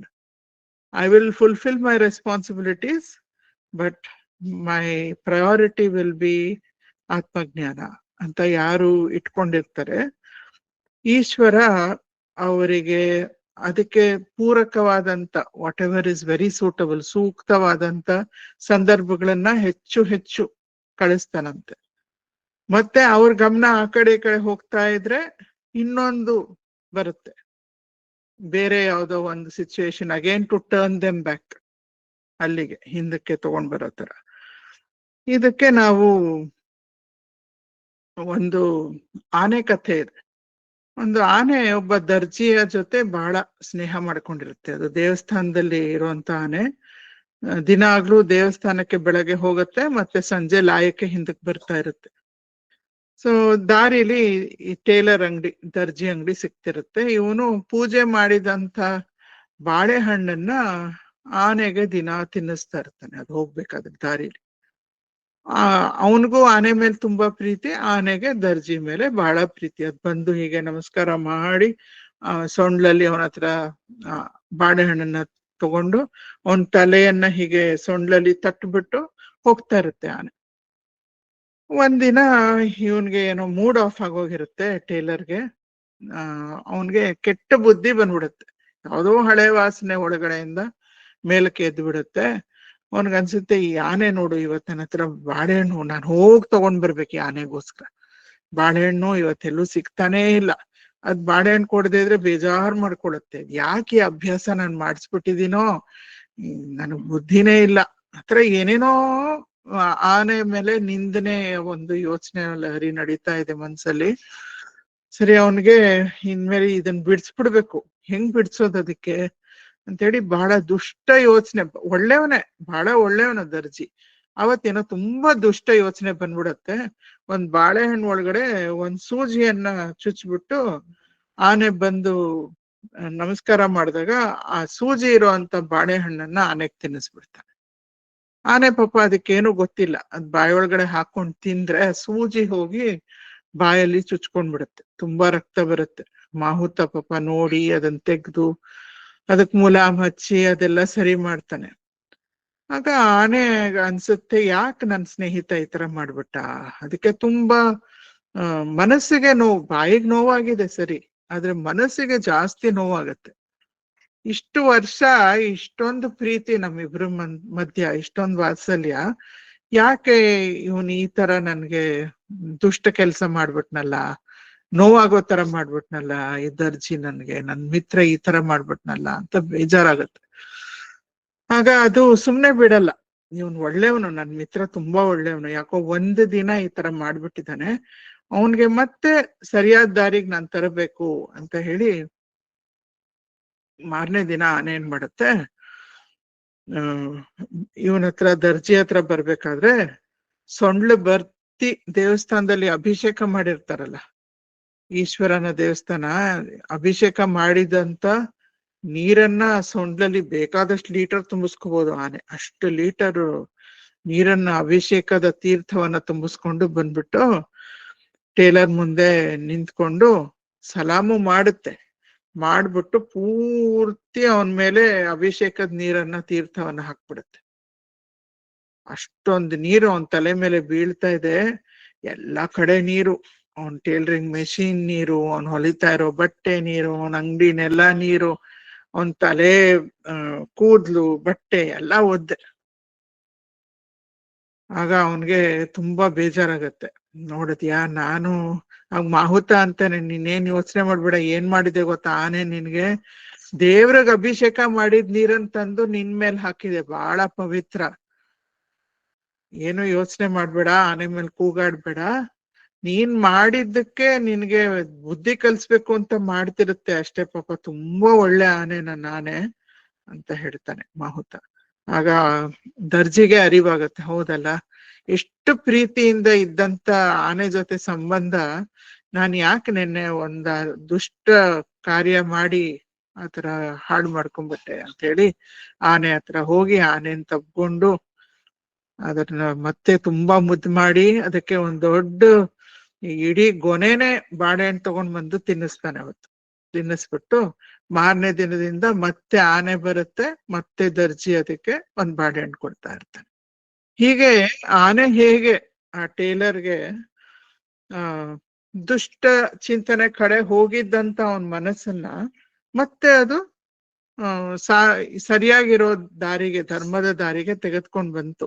ಹಾಗೆ ಈಶ್ವರನು ಕೂಡ ನಮ್ಮ ಮನಸ್ಸು ಜೀವನದಲ್ಲಿ ನಾವು ಆ ಕಡೆ ಈ ಕಡೆ ಹೋಗಕ್ ಬಿಟ್ರೆ ಮುಮುಕ್ಷುಗಳಿಗೆ ಮತ್ತೆ ಯಾವ್ದೋ ಒಂದ್ ಸಂದರ್ಭ ತಗೊಂಡ್ ಬಂದು ಗಮನವನ್ನ ಹಿ ವಿಲ್ ರೀಫೋಕಸ್ ಆನ್ ದ ಸಾಧನ, ಗಮನ ಆ ಕಡೆ ಈ ಕಡೆ ಹೋಗ್ಬಾರ್ದು ಅಂತ.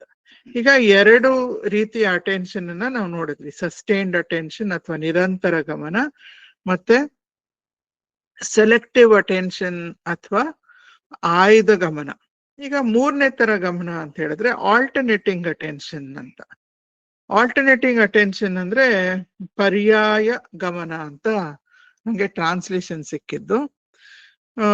ಇದು ಎಲ್ರ ಮನೇಲೂ ನೋಡ್ಬೋದು, ನಮ್ ಇಡೀ ದಿನ ನಾವು ಮಾಡ್ತಾ ಇರ್ತೀವಿ. ಎಷ್ಟೋ ಜನದ ಮನೆಯಲ್ಲಿ ಸಂಜೆ ಹೊತ್ತು ಹೋದ್ರೆ ಅಂತೂ ತಂದೆ ಅಥವಾ ತಾಯಿ ಅಡುಗೆ ಮನೆ ಕೆಲ್ಸನೋ ಲ್ಯಾಪ್ಟಾಪ್ ಅಲ್ಲಿ ಏನೋ ಕೆಲ್ಸನೋ ಮಾಡ್ತಾ ಇರ್ತಾರೆ. ಮಕ್ಕಳು ಹೋಮ್ವರ್ಕ್ ಇಟ್ಕೊಂಡು ಕೂತಿದ್ರೆ ಮಧ್ಯ ಈ ಲೆಕ್ಕ ಅರ್ಥ ಆಗ್ತಿಲ್ಲ, ಇದೇನೋ ವಿಜ್ಞಾನ ಅರ್ಥ ಆಗ್ತಿಲ್ಲ, ಇದೊಂದ್ ಸ್ವಲ್ಪ ಇಂಗ್ಲಿಷ್ ಯಾವ್ದೋ ಅರ್ಥ ಆಗ್ತಿಲ್ಲ ಅಂತ ಡೌಟ್ ಬಂದ್ ಕೇಳಿದ್ರೆ ಅವ್ರ ಗಮನ ಅವ್ರು ಮಾಡ್ತಾ ಇರೋ ಕಾರ್ಯದಿಂದ ಈ ಕಡೆ ಸ್ವಿಚ್ ಮಾಡ್ತಾರೆ, ತಮ್ಮ ಮಗುಗೆ ಅದೇನ್ ಹೇಳ್ಕೊಡ್ಬೇಕೋ ಎಲ್ಲ ಹೇಳ್ಕೊಟ್ಬಿಟ್ಟು ಮತ್ತೆ they come back to the original task.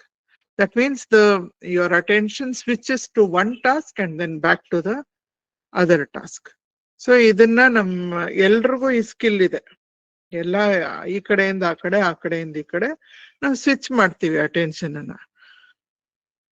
ಅದೇ ತರ ನಾವು ಭಗವಾನ್ರನ್ನ ನೋಡಿದ್ರೆ ರಮಣರು ಇಡೀ ದಿನ ಎಫರ್ಟ್ಲೆಸ್ ಆಗಿ ಈ ಕಡೆಯಿಂದ ಆ ಕಡೆ, ಆ ಕಡೆಯಿಂದ ಈ ಕಡೆ. ನಾವ್ ಎಷ್ಟೊಂದ್ ಜನಕ್ಕೆ ಶತಾವಧಾನಿ, ಅಷ್ಟಾವಧಾನಿ ಅಂತೆಲ್ಲ ಹೇಳ್ತಾ ಇರ್ತೀವಿ. ಒಟ್ಟಿಗೆ ಅವ್ರು ಇಷ್ಟೊಂದು ಟಾಸ್ಕ್ಸ್ ಅನ್ನ ಮಾಡ್ತಿರ್ತಾರೆ, ಅವ್ರು ಸ್ವಿಚ್ಚು ಮಾಡಲ್ಲ.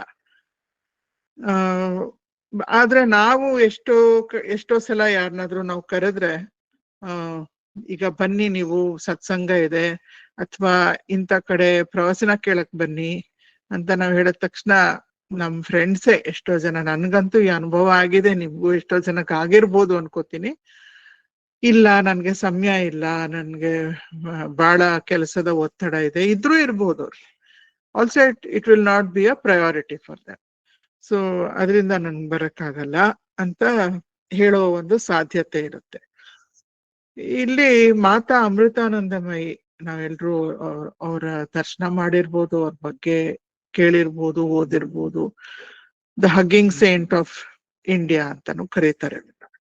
ಸೊ ಅವ್ರ ಹತ್ರ ಒಬ್ಬ ಬಹಳ ದೊಡ್ಡ ಬಿಸ್ನೆಸ್ ಮನ್ ಬಂದಂತೆ. ಅವನ್ ಬಂದ್ಬಿಟ್ಟು ನನಗೆ ಒಂದು ಮಂತ್ರ ದೀಕ್ಷೆ ಕೊಡಿ ಅಂತ ಕೇಳ್ಕೊತಾನೆ. ಅವರು ವ್ಯಾಪಾರಿಗೆ ಒಂದು ಮಂತ್ರ ದೀಕ್ಷೆಯನ್ನ ಕೂಡ ಕೊಡ್ತಾರೆ. ಕೊಟ್ಟ ಮೇಲೆ ವ್ಯಾಪಾರಿ ಹೇಳ್ತಾನೆ, ಅಮ್ಮ ನೀವು ಮಂತ್ರ ದೀಕ್ಷೆ ಕೊಟ್ರಿ, ನಾನ್ ತಗೊಂಡ್ಬಿಟ್ಟೆ, ಆದ್ರೆ ಈಗ ಯೋಚನೆ ಮಾಡ್ತಾ ಇದ್ದೀನಿ, ನನ್ ಜಪ ಮಾಡೋದಕ್ಕೆ ಯಾವಾಗ ಸಮಯ ಅಂತ. ಸಮಯನೇ ಇಲ್ವಲ್ಲ. 2 ಲ್ಯಾಪ್ಟಾಪ್ ಮೇಲೆ ಇಷ್ಟೊಂದ್ಸಲ ಕೆಲಸ ಮಾಡ್ತಾ ಇರ್ತೀನಿ, 2-3 ಫೋನ್ಗಳಲ್ಲಿ ಒಟ್ಟೊಟ್ಟಿಗೆ ಫೋನ್ ಕಾಲ್ಸ್ ತಗೊಳ್ತಾ ಇರ್ತೀನಿ, ಒಂದ್ ಕಡೆಯಿಂದ ಒಂದ್ ಕಡೆ ಒಂದ್ ದಿನದಲ್ಲಿ 3-4 ಜಾಗದಲ್ಲಿ ನಾನು ಹೆಲಿಕಾಪ್ಟರ್ ಅಲ್ಲಿ ಓಡಾಡ್ತಾ ಇರ್ತೀನಿ, ಇನ್ ಯಾವಾಗ ನಾನು ಜಪ ಮಾಡ್ತೀನಿ ಅಂತ ಪ್ರಶ್ನೆ ಕೇಳ್ತಾರೆ. ಆಗ ಅಮ್ಮ ಹೇಳ್ತಾರೆ, ಅಪ್ಪ ನೀನು ಬೆಳಗ್ಗೆ ಹೇಳ್ತೀಯಲ್ಲ, ಎದ್ಬಿಟ್ಟು ನೀನ್ ಬಾತ್ರೂಮ್ ಕಡೆ ನಡ್ಕೊಂಡು ಹೋಗ್ತೀಯ ತಾನೆ, ನೀನ್ ಹಾಸಿಗೆಯಿಂದ ನಿನ್ ಬಾತ್ರೂಮ್ ಬಾಗ್ಲುವರೆಗೂ ಎಷ್ಟ್ ಹೆಜ್ಜೆ ನಡೀತೀಯ? ಅದಕ್ಕೆ ಅವನು ಹೇಳ್ತಾನೆ, ಸುಮಾರು ಅಮ್ಮ ನನ್ ಬೆಡ್ರೂಮ್ ದೊಡ್ಡದಿದೆ, ಸೊ ಒಂದು 15 ಹೆಜ್ಜೆ 20 ಹೆಜ್ಜೆ ಇರ್ಬೋದೇನೋ ಹಾಸಿಗೆಯಿಂದ ನನ್ನ ಬಾತ್ರೂಮ್ ಬಾಗ್ಲಿಗೆ. ಆಯ್ತು, 15 ಅಥವಾ 20 ಹೆಜ್ಜೆ ನಡೀತಿಯಲ್ಲ ಬೆಳಿಗ್ಗೆ ಎದ್ದ ತಕ್ಷಣ, ಒಂದೊಂದ್ ಹೆಜ್ಜೆಗೆ ಒಂದ್ಸಲ ಜಪ ಮಾಡಿ, ಅಷ್ಟೇ ಸಾಕು, ಇನ್ನೇನ್ ತಲೆ ಕೆಡ್ಸ್ಕೊಬೇಡ, ಅಷ್ಟ್ ಮಾಡು ಅಂತ. ಸರಿ, ಮಾರನೇ ದಿನ ವ್ಯಾಪಾರಿ ಹೇಳ್ತಾನೆ, ಇದು ನಿಜವಾಗ್ಲೂ ನಡೆದಿರೋ ಅಂತ ಕತೆ. ಎದ್ಬಿಟ್ಟು ಮಂಚದಿಂದ ನಡ್ಕೊಂಡು ಹೋಗ್ತಾ ಇರ್ಬೇಕಾದ್ರೆ ಅರ್ಧ ದೂರ ನಡೆದಿರುವಾಗ ನೆನ್ಪಾಗತ್ತೆ, ಓ ಹಿಂಗ್ ಹೇಳಿದ್ರಲ್ಲ ಅಮ್ಮ, ಅದಿನ್ನೂ ಫಸ್ಟ್ ಡೇ ಅಭ್ಯಾಸ ಇಲ್ವಲ್ಲ, ಸರಿ ಇನ್ನು ಇಷ್ಟು ದೂರದಲ್ಲಿ ಮಾಡ್ತೀನಿ ಅಂತ ಕೊನೆಗೆ 7 ಹೆಜ್ಜೆಗೆ ಒಂದ್ ಮಂತ್ರ ಜಪ ಹೇಳ್ಕೊಂಡು ಓಂ ನಮೋ ನಾರಾಯಣಾಯ, ಓಂ ನಮೋ ನಾರಾಯಣಾಯ ಹೇಳ್ಕೊಂಡು ಹೋಗ್ತಾನೆ. ಒಳಗ್ ಹೋಗ್ತಾನೆ, ಹಲ್ಲುಜ್ಬೇಕು. ಹಲ್ಲುಜ್ಬೇಕಾದ್ರೆ ಮನ್ಸಿಗೆ ಏನ್ ಕೆಲ್ಸ? ಏನಿಲ್ವಲ್ಲ. ಹಲ್ಲುಜ್ತಾ ಇರ್ಬೇಕಾದ್ರೆ ಓಂ ನಮೋ ನಾರಾಯಣಾಯ, ಓಂ ನಮೋ ನಾರಾಯಣಾಯ ಮಾಡ್ತಾ ಇದ್ದಾನೆ. ಶವರ್ ಮಾಡ್ಬೇಕಾದ್ರೆ ಫೋನಲ್ಲಿ ಮಾತಾಡಕ್ಕಾಗಲ್ಲ, ಲ್ಯಾಪ್ಟಾಪ್ ಅಲ್ಲಿ ವರ್ಕ್ ಮಾಡಕ್ಕಾಗಲ್ಲ. ಸೊ ಶವರ್ ಮಾಡ್ಬೇಕಾದ್ರೆ ಓಂ ನಮೋ ನಾರಾಯಣಾಯ, ಓಂ ನಮೋ ನಾರಾಯಣಾಯ. ಆಯ್ತು, ಎಲ್ಲ ರೆಡಿ ಆಯ್ತು. ತಿಂಡಿ ತಿನ್ಬೇಕಾದ್ರೆ ಸ್ವಲ್ಪ ಹೊತ್ತು ಮಾಡ್ದ, ಆಮೇಲೆ ಕಾರಲ್ಲಿ ಕೂತ್ಕೊಂಡ, ಫೋನ್ ಕಾಲ್ ಎಲ್ಲ ಆಗೋಯ್ತು. ಫೋನ್ ಕಾಲ್ಗಳ ಮಧ್ಯ ಎಲ್ಲ ಓಂ ನಮೋ ನಾರಾಯಣಾಯ, ಓಂ ನಮೋ ನಾರಾಯಣಾಯ.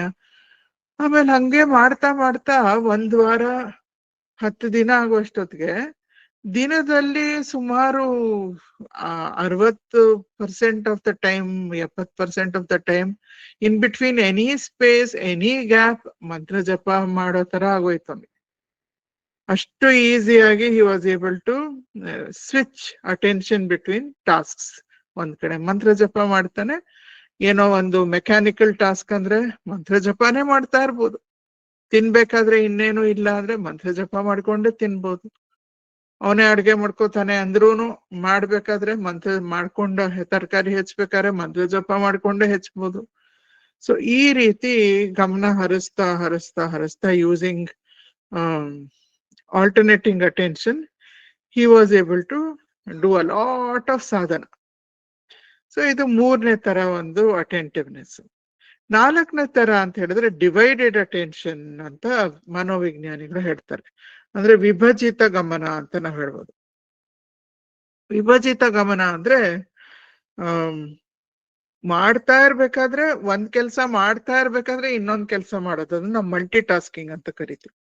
ಕೆಲವರು ಡ್ರೈವ್ ಮಾಡ್ತಾ ಇರ್ಬೇಕಾದ್ರೆ ಇನ್ನೊಬ್ರ ಜೊತೆ ಹರಟೆ ಹೊಡಿತಾ ಇರ್ತಾರೆ ಅಥವಾ ಫೋನ್ ನಲ್ಲಿ ಮಾತಾಡ್ತಾ ಇರ್ತಾರೆ. ನಾವು ಕೂಡ ಅಡ್ಗೆ ಮಾಡ್ಬೇಕಾದ್ರೆ ಎಷ್ಟೊಂದ್ಸಲ ಯಾರ ಜೊತೆನೋ ಫೋನ್ ನಲ್ಲಿ ಮಾತಾಡ್ತಾ ಇರ್ತೀವಿ.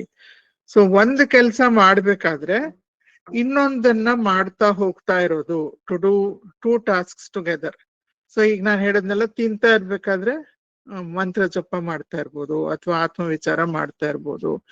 ಜ್ಞಾನಿಗಳಿಗೆ ಹೇಗಿರುತ್ತೆ ಅಂದ್ರೆ ಅವರು ಯಾವಾಗ್ಲೂ ನನ್ನ ಸ್ವರೂಪ, ತಮ್ಮ ನಿಜ ಸ್ವರೂಪದಲ್ಲೇ ಇರ್ತಾರೆ. ನಾನು ಆತ್ಮ, ನಾನು ಈ ದೇಹ ಮನಸ್ಸು ಬುದ್ಧಿ ಅಲ್ಲ, ಈ ಆತ್ಮ ನಾನು ಅನ್ನೋ ಒಂದು ಅರಿವಿನ ಸ್ಥಿತಿಯಲ್ಲೇ ಇದ್ಕೊಂಡು ಹೊರಗಡೆ ಏನ್ ಕೆಲಸ ಮಾಡ್ಬೇಕೋ, ಯಾವ ಜವಾಬ್ದಾರಿಗಳಿರುತ್ತೋ, ಯಾವ ವ್ಯವಹಾರಗಳಿರುತ್ತೋ ಎಲ್ಲವನ್ನೂ ನಿಭಾಯಿಸ್ಕೊಂಡು ಮುಂದಕ್ಕೆ ತೆಗೆದುಕೊಂಡು ಹೋಗ್ತಾ ಇರ್ತಾರೆ.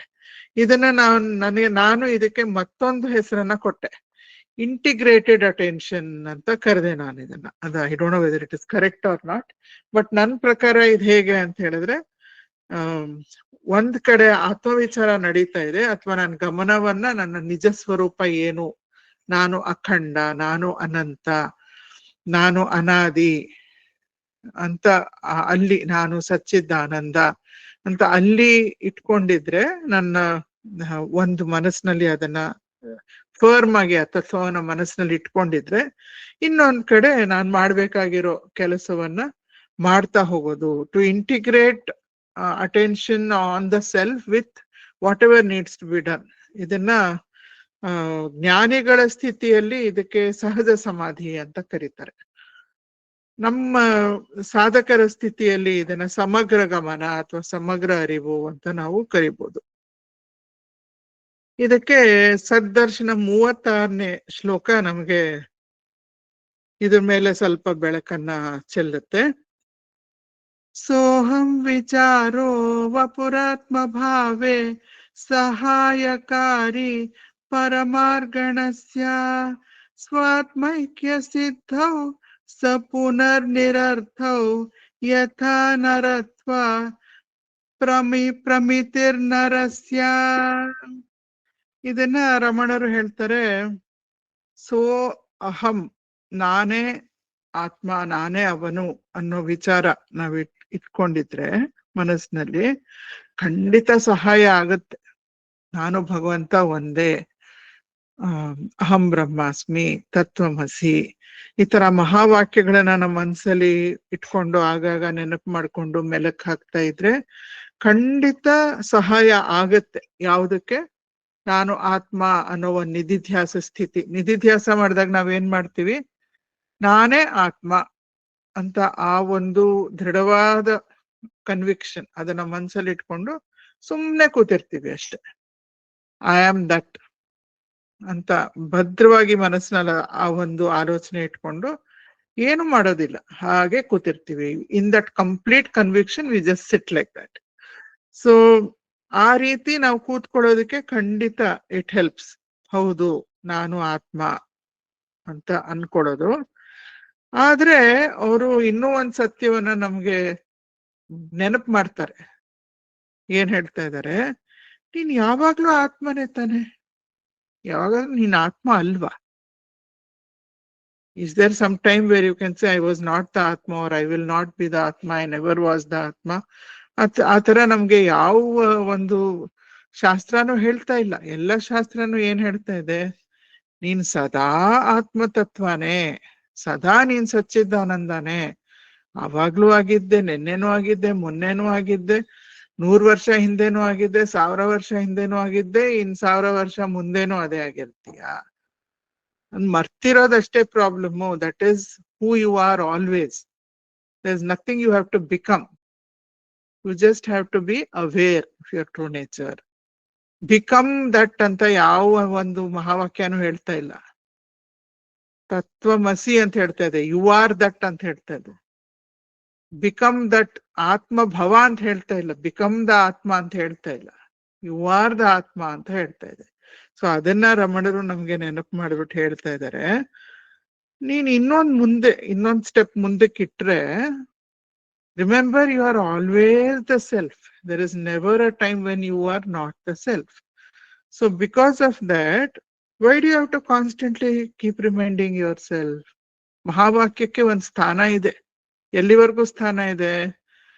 ನನಗೆ ಸದಾ ನೆನಪು ಇಲ್ಲ ಅಂದಾಗ ಆಗಾಗ ಮಹಾವಾಕ್ಯದ ಒಂದು ಸಹಾಯ ತೆಗೆದುಕೊಂಡು ನೆನಪು ಮಾಡ್ಕೊಂಡು ಮತ್ತೆ ಆ ಸ್ಥಾನಕ್ಕೆ ಹೋಗಿ ನಿಲ್ಲೋದು, ಅಲ್ಲಿಗೆ ಅರಿವನ್ನ ತೆಗೆದುಕೊಂಡು ಹೋಗೋದು, ಗಮನವನ್ನ ಮತ್ತೆ ತೆಗೆದುಕೊಂಡು ಹೋಗೋದು ನಿಜ ಸ್ವರೂಪಕ್ಕೆ. ಅಲ್ಲಿ ಸ್ಥಾನ ಇದೆ. ಯಾವಾಗ your conviction becomes so strong that you don't need that reminder anymore, ಅವಾಗ ಯಾಕೆ ಬೇಕು? ಅದಕ್ಕೆ ಅವ್ರು ಒಂದು ಉದಾಹರಣೆ ಕೊಡ್ತಾರೆ. ಯಾರಾದ್ರೂ ಒಬ್ಬ ಗಂಡಸು ಸದಾ ಕಾಲ ನಾನ್ ಗಂಡಸು ಅಂತ ಜಪ ಮಾಡ್ತಿರ್ತಾನೇನೋ? ಅಥವಾ ಹೆಂಗಸಾಗಿರೋರು ನಾನ್ ಹೆಂಗಸು, ನಾನ್ ನಾರಿ, ನಾನ್ ಮಹಿಳೆ ಅಂತ ಜಪ ಮಾಡ್ತಿರ್ತಾರೇನೋ? ಅಥವಾ ನಾನು ಐ ಆಮ್ ಹ್ಯೂಮನ್, ಅಥವಾ ಐ ಆಮ್ ವಾಣಿ, ವಾಸು ಅಂತ ಜಪ ಮಾಡ್ಬೇಕಾ? ಅಥವಾ we are always aware of it, so whenever it is required we respond. ಆ ಒಂದು ಸ್ಥಿತಿಗೆ ಸಾಧನೆ ನಮ್ಮನ್ನ ತಗೊಂಡ್ ಬರ್ಬೇಕು ಅಂತ ಅವ್ರು ಹೇಳ್ತಾ ಇದ್ದಾರೆ. So why is it necessary for you, once you have that conviction about your true nature, it is no longer necessary even to think periodically, bring the Mahavakya to your mind and remind yourself, because you always remember, you are always aware.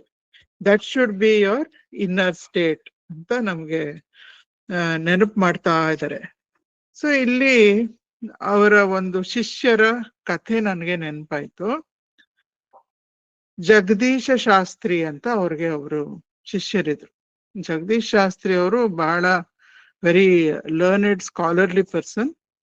ಅವರು ತುಂಬಾ ಸಣ್ಣ ವಯಸ್ಸಿನಲ್ಲೇನೆ ಸ್ವಲ್ಪ when he was still a teenager, ಅವ್ರು ರಮಣರ ಹತ್ರ ಬಂದ್ಬಿಟ್ಟಿರ್ತಾರೆ. ಸಾಮಾನ್ಯ ರಮಣರು surname ಹಿಡಿದು ಕರಿತಿರ್ತಾರೆ ಎಲ್ಲ ಶಿಷ್ಯರನ್ನ. ಬೇರೆ ಯಾರಾದ್ರೂ ಶಾಸ್ತ್ರಿ ಅಂತ ಹೆಸರಿರೋರು ಬಂದ್ರೆ ಶಾಸ್ತ್ರಿಗಳೇ ಬನ್ನಿ ಅಂತ ಕರೆಯೋರು, ಆದ್ರೆ ಇವರನ್ನ ಜಗದೀಶ ಅಂತಾನೆ ಕರಿತಿರ್ತಾರೆ. ಅಷ್ಟೊಂದು ಒಂದು ಆತ್ಮೀಯತೆ ಅವ್ರ ಜೊತೆಯಲ್ಲಿ, ಫೆಮಿಲಿಯಾರಿಟಿ. ಈ ಜಗದೀಶ್ ಶಾಸ್ತ್ರಿ ಅವರು ಮದ್ವೆ ಆದ್ಮೇಲೆ ಕೂಡ ಅವರು ಅವ್ರ ಹೆಂಡತಿ ರಮಣಾಶ್ರಮ ಎದುರುಗಡೆ ಒಂದು ಗುಡಿಸಲನ್ನ ಹಾಕೊಂಡು ಆ ಗುಡಿಸಲಿನಲ್ಲೇ ವಾಸ ಮಾಡ್ತಿರ್ತಾರೆ. ಸೊ ಅಷ್ಟು ಅವ್ರಿಗೆ ರಮಣರ ಬಗ್ಗೆ ತುಂಬಾ ಶ್ರದ್ಧೆ ಭಕ್ತಿ. ಸೊ ಈ ಜಗದೀಶ್ ಶಾಸ್ತ್ರಿ ಅವರು ಒಂದ್ಸಲ ಆಶ್ರಮದೊಳಗಡೆ ಕೂತ್ಕೊಂಡಿದ್ದಾರೆ. ಬೇಸಿಗೆ ಮಠ ಮಧ್ಯಾಹ್ನ. ತಿರುವಣ್ಣಾಮಲೆಗೆ ಹೋಗಿರೋರ್ಗೆಲ್ಲ ಗೊತ್ತು, ತಿರುವಣ್ಣಾಮಲೆಯಲ್ಲಿ ಎಷ್ಟು ಬಿಸಿಲು, ಎಷ್ಟು ಸೆಖೆ. ಅದ್ರಲ್ಲೂ ಬೇಸಿಗೆ ಟೈಮಲ್ಲಿ ಹೋಗ್ಬಿಟ್ರೆ ಅಂತೂ ತಡಿಯಕ್ ಆಗದೆ ಇರೋಂತ ಬಿಸಿಲು, ಸೆಖೆ. ಸೊ ಮಠ ಮಧ್ಯಾಹ್ನ ಬೇಸಿಗೆ ದಿನ ಅಲ್ಲಿ ಕೂತಿದ್ದಾರೆ. ಒಳಗಡೆ ತಂಪಾಗಿದೆ, ಗುಡಿಸ್ಲಲ್ಲಿ ಕೂತಿದ್ದಾರೆ ರಮಣರ ಮುಂದೆ. ಇದ್ದಕ್ಕಿದ್ದಂಗೆ ರಮಣರು ಎದ್ಬಿಟ್ಟು ಕಮಂಡಲುನ ಎತ್ಕೊಂಡ್ಬಿಟ್ಟು ಕೈಯಲ್ಲಿ, ಏ ಜಗದೀಶ ನಡಿ ಅಂತಾರೆ. ಭಗವಾನ್ ಎಲ್ಲಿ ಹೋಗ್ಬೇಕು? ನಡಿ ಹೋಗೋಣ ಮೇಲೆ, ಸ್ಕಂದಾಶ್ರಮ್ಗೆ ಹೋಗೋಣ ನಡಿ. ಆಚೆ ಬಂಡೆ ಮೇಲೆ ಕಾಲಿಡ್ಬೇಕು ಅಂದ್ರೆ ಕಾದೋಗ್ಬಿಟ್ಟಿರುತ್ತೆ ನೆಲ, ಕಾಲೆಲ್ಲ ಸುಟ್ಟೋಗುತ್ತೆ. ಭಗವಾನ್ ನನ್ ಕೈಲಾಗಲ್ಲಪ್ಪ, ನಾನ್ ಬರಲ್ಲ ಇಷ್ಟು ಬಿಸಿಲಲ್ಲಿ, ಅಯ್ಯೋ ಬನ್ನಿ ಸಾಯಂಕಾಲ ಹೋಗೋಣ. ಎದ್ದೇಳ್ತೀಯೋ ಇಲ್ವೋ ನೋಡು, ನಾನ್ ಹೊರಟಿದ್ದೀನಿ, ನಿಂಗೆ ಯಾಕಾಗಲ್ಲ? ಭಗವಾನ್ ನಿಮ್ ವಿಚಾರನೇ ಬೇರೆ ಬಿಡಿ, ನಿಮ್ಗಾಗತ್ತೆ ನನ್ಗಾಗಲ್ಲ. ಯಾಕೆ? ನಾನೇ ನಿಂತರ 2 ಕಾಲ್ ಮನುಷ್ಯ ಅಲ್ವಾ? ನಾನು ನಡಿಯಲ್ವಾ? ನಡಿ, ಆಗತ್ತೆ ನನ್ಗಾದ್ರೆ ನಿನ್ಗೂ ಆಗತ್ತೆ, ಎದ್ದೇಳು. ಭಗವಾನ್ ಇಷ್ಟು ಬಿಸಿಲು, ಎಲ್ಲ ಕಾದೋಗಿರುತ್ತೆ, ನಾನ್ ಬರಲ್ಲ, ಏನು? ಸರಿ, ಏನು ಬೇರೆ ವಿಧಿನೇ ಇಲ್ಲ, ಎದ್ದೇಳ್ತಾರೆ. ಎದ್ಬಿಟ್ಟು ಇಬ್ರು ಹೊರಟಿದ್ದಾರೆ. ಮೆಟ್ಲುಗಳು ಕಾದೋಗಿದೆ, ಎಲ್ಲ ಬಂಡೆಲ್ ಮಾಡಿರೋದಲ್ವಾ, ಪಾತ್ವೆ ಎಲ್ಲ ಕಾದೋಗಿದೆ. ಒಂದ್ 5 ನಿಮಿಷ ನಡೀತಾರೆ, ಆಮೇಲೆ ತಡಿಯಕ್ಕೆ ಆಗಲ್ಲ ಅನ್ಸ್ಬಿಡುತ್ತೆ ಅವ್ರಿಗೆ. ಕಾಲೆಲ್ಲ ಸುಟ್ಟೋಗ್ತಾ ಇದೆ, ತಲೆ ಬಿಸಿಲು ಶಾಖಕ್ಕೆ ನನ್ ತಲೆ ಸಿಡ್ದೋಗತ್ತೇನೋ ಅನ್ಸ್ತಾ ಇದೆ ಅವ್ರಿಗೆ. ಭಗವಾನ್ ನನ್ ಕೈಲಿ ಆಗಲ್ಲ ಅಂತಾರೆ. ಭಗವಾನ್ ಅಂತಾರೆ, ನಿನ್ಗೇನ್ ಪ್ರಾಬ್ಲಮ್ ಆಗಿದೆ ನಾನು ಹೇಳ? ನೀನ್ ಅನ್ಕೊಂಡಿದೀಯಾ ಆ ಸೂರ್ಯ ಬೇರೆ, ನೀನ್ ಬೇರೆ. ನಿನ್ ಮನ್ಸಲ್ಲಿ ಅದೊಂದ್ ದೃಢವಾಗಿ ಮಾಡ್ಕೊಂಡ್ಬಿಟ್ಟಿದ್ಯಾ. ನೀನೇ ಬೇರೆ, ಸೂರ್ಯನ ಬೇರೆ ಅನ್ಕೊಂಡ್ಬಿಟ್ಟಿದ್ಯಾ. ಅದಕ್ಕೆ ಸೂರ್ಯನ್ ಶಾಖ ನಿನ್ಗ್ ಬಂದ್ ಅಷ್ಟೊಂದ್ ತಟ್ಟದಂಗ ಆಗ್ತಾ ಇದೆ, ನಿಂಗ್ ಸುಟ್ಟಂಗ ಆಗ್ತಾ ಇದೆ. ಹಂಗ್ ಮಾಡ್ಬೇಡ, ನಾನೇ ಸೂರ್ಯ ಅನ್ಕೊಂಡ್ಬಿಡು. ಏನ್ ಹೇಳು? ನಾನೇ ಸೂರ್ಯ ಅನ್ಕೊಂಡ್ಬಿಡು ಅಷ್ಟೇ. ಅದಕ್ಕೆ ನಾನು ನಿಂಗೊಂದ್ ಮಂತ್ರ ಹೇಳ್ಕೊಡ್ತೀನಿ. ಸೂರ್ಯೋಸ್ಮಿ ಅಂದ್ರೆ ಅಹಂ ಬ್ರಹ್ಮಾಸ್ಮಿ ತರ. ಸೂರ್ಯೋ ಅಸ್ಮಿ, ನಾನೇ ಸೂರ್ಯ. ಅದನ್ನ ಮನ್ಸಲ್ಲಿ ಜಪ ಮಾಡ್ಕೊಂಡು ಅದ್ರ ಮೇಲೆ ಗಮನ ಇಟ್ಕೊಂಡು ನೀನು ಸೂರ್ಯ ಒಂದೇ ಅನ್ನೋ ಭಾವನೆ ಮನ್ಸಲ್ಲಿ ಇಟ್ಕೊಂಡು ನಡಿ ನೋಡೋಣ. ಸರಿ, ಇವರು ಸೂರ್ಯೋಸ್ಮಿ ಅಂತ ಜಪ ಮಾಡ್ಕೊಂಡು ಭಾವನೆ ಮನ್ಸಲ್ಲಿ ಇಟ್ಕೊಂಡು ನಾನು ಸೂರ್ಯ ಒಂದೇ ಅಂತ ನಡ್ಕೊಂಡು ಹೋಗ್ತಾ ಇರ್ತಾರೆ. ಅವರೇ ಬರೀತಾರೆ, ಏನು ಸ್ವಲ್ಪ 5 ನಿಮಿಷ ಅಷ್ಟೊತ್ತಿಗೆ ಅಷ್ಟು ಸುಡ್ತಾ ಇಲ್ವಲ್ಲ ಅನ್ಸಕ್ ಶುರು ಆಗತ್ತೆ. ಇನ್ನೂ 5 ನಿಮಿಷ ಹೋಗೋ ಅಷ್ಟೊತ್ತಿಗೆ ಅರೆ ತಂಪಾಗಿದೆಯಲ್ಲ, ನನ್ ಕಾಲಿಡ್ತೀನಿ, ಎಷ್ಟು ತಂಪಾಗಿದೆಯಲ್ಲ ಈ ಕಲ್ಲು. ಇದ್ ಬಿಸಿಲು ಬೆಳಕಾಗ್ ಕಾಣಿಸ್ತಾ ಇದೆ, ಆದ್ರೆ ಏನೋ ಒಂದು ಬೆಳದಿಂಗಳಷ್ಟು ತಂಪಾಗಿ ಅನಿಸ್ತಾ ಇದೆಯಲ್ಲ ನನ್ಗೆ ಅಂತ ಬಹಳ ತಂಪಾದ ಅನುಭವ. ಸೂರ್ಯನಿಗೆ ತನ್ನ ಶಾಖ ಎಲ್ಲಿ ತಗ್ಲುತ್ತೆ? ಸೂರ್ಯನ ಶಾಖ ಬೇರೆಯವ್ರಿಗೆ ತಗ್ಲತ್ತಷ್ಟೆ, ಸೂರ್ಯನಿಗೆ ಅದು ಬಿಸಿ ಅಂತ ಅನ್ಸೋದೇ ಇಲ್ಲ. ತುಂಬಾ ಹಿತವಾದ ಅನುಭವ, ಶಿತಯ, ತಂಪಾದ ಅನುಭವ. ಸ್ಕಂದಾಶ್ರಮ ಹೋಗಿ ಸೇರೋ ಅಷ್ಟೊತ್ತಿಗೆ ಅವ್ರಿಗೆ ಏನು ಒಂಚೂರು ಬೆವರಿಲ್ಲ, ಕಾಲಗ್ ಬಿಸಿ ಅನಿಸ್ತಾ ಇಲ್ಲ, ತಲೆಗ್ ಬಿಸಿ ಅನ್ನಿಸ್ತಾ ಇಲ್ಲ. He was so comfortable. ಹಂಗೊರ್ಟೋಗ್ತಾರೆ ಬರೀ ಕಾಲಲ್ಲಿ. ಇಬ್ರು ನಡೆದಿರೋದು ಬರೀ ಕಾಲಲ್ಲಿ. ಸರಿ, ಆಮೇಲೆ ರಮಣರ್ ಅಂತಾರೆ, ಅಷ್ಟೇ, ನೀನ್ ಇದನ್ನ ನೆನ್ಪಿಟ್ಕೊಂಡ್ರೆ ನಿನ್ಗೆ ಒಳಗಡೆ ಇಂಟರ್ನಲೈಸ್ ಆಗೋಗಿದೆ ಬಿಡು, ಸಾಕು ಅಂತ. ಜಗದೀಶ್ ಶಾಸ್ತ್ರಿ ಹೇಳ್ತಾರೆ, ಆವತ್ತಿಂದ ನನ್ ಚಪ್ಲಿನೇ ತೊಟ್ಕೊಳ್ಳಿಲ್ಲ ನನ್ ಕಾಲ್ಗೆ ಅಂತ. ಅವರು ಮುಂಬೈಯಲ್ಲಿ ಇದ್ದವರು. ಮುಂಬೈಯಲ್ಲಿ ಬಿಸಿ ಬಿಸಿ ಬಿಸಿಲಲ್ಲಿ, ಒಳ್ಳೆ ಮಟ್ ಮಧ್ಯಾಹ್ನದ ಬಿಸಿಲಲ್ಲಿ ಆ ಟಾರ್ ರೋಡ್, ಕಾದೋಗಿರೋ ಟಾರ್ ರೋಡ್ ಅಲ್ಲಿ ಏನು ಡಿಸ್ಕಂಫರ್ಟ್ ಇಲ್ದೆ ಅವ್ರು ಬರೀ ಕಾಲಲ್ಲಿ ನಡ್ಕೊಂಡು ಹೋಗ್ಬಿಡೋರು. ಸೊ ಈ ಸೂರ್ಯೋಸ್ಮಿ ಅಂತ ಅವ್ರು ಏನ್ ಜಪ ಮಾಡಿದ್ರು ಅವಾಗ ರಮಣರ ಜೊತೆ ನಡಿಬೇಕಾದ್ರೆ, ಇಟ್ಸ್ ಎಫೆಕ್ಟ್ ವಾಸ್ ಪರ್ಮನೆಂಟ್. ಇದು ನಾನೇನೋ ಒಂದು ಸಿದ್ಧಿ ಅಥವಾ ಇದೊಂದು ಪವಾಡ ಅನ್ನೋ ರೀತಿಯಲ್ಲಿ ನಾನು ಇದನ್ನ ಹಂಚ್ಕೊಳ್ತಾ ಇಲ್ಲ.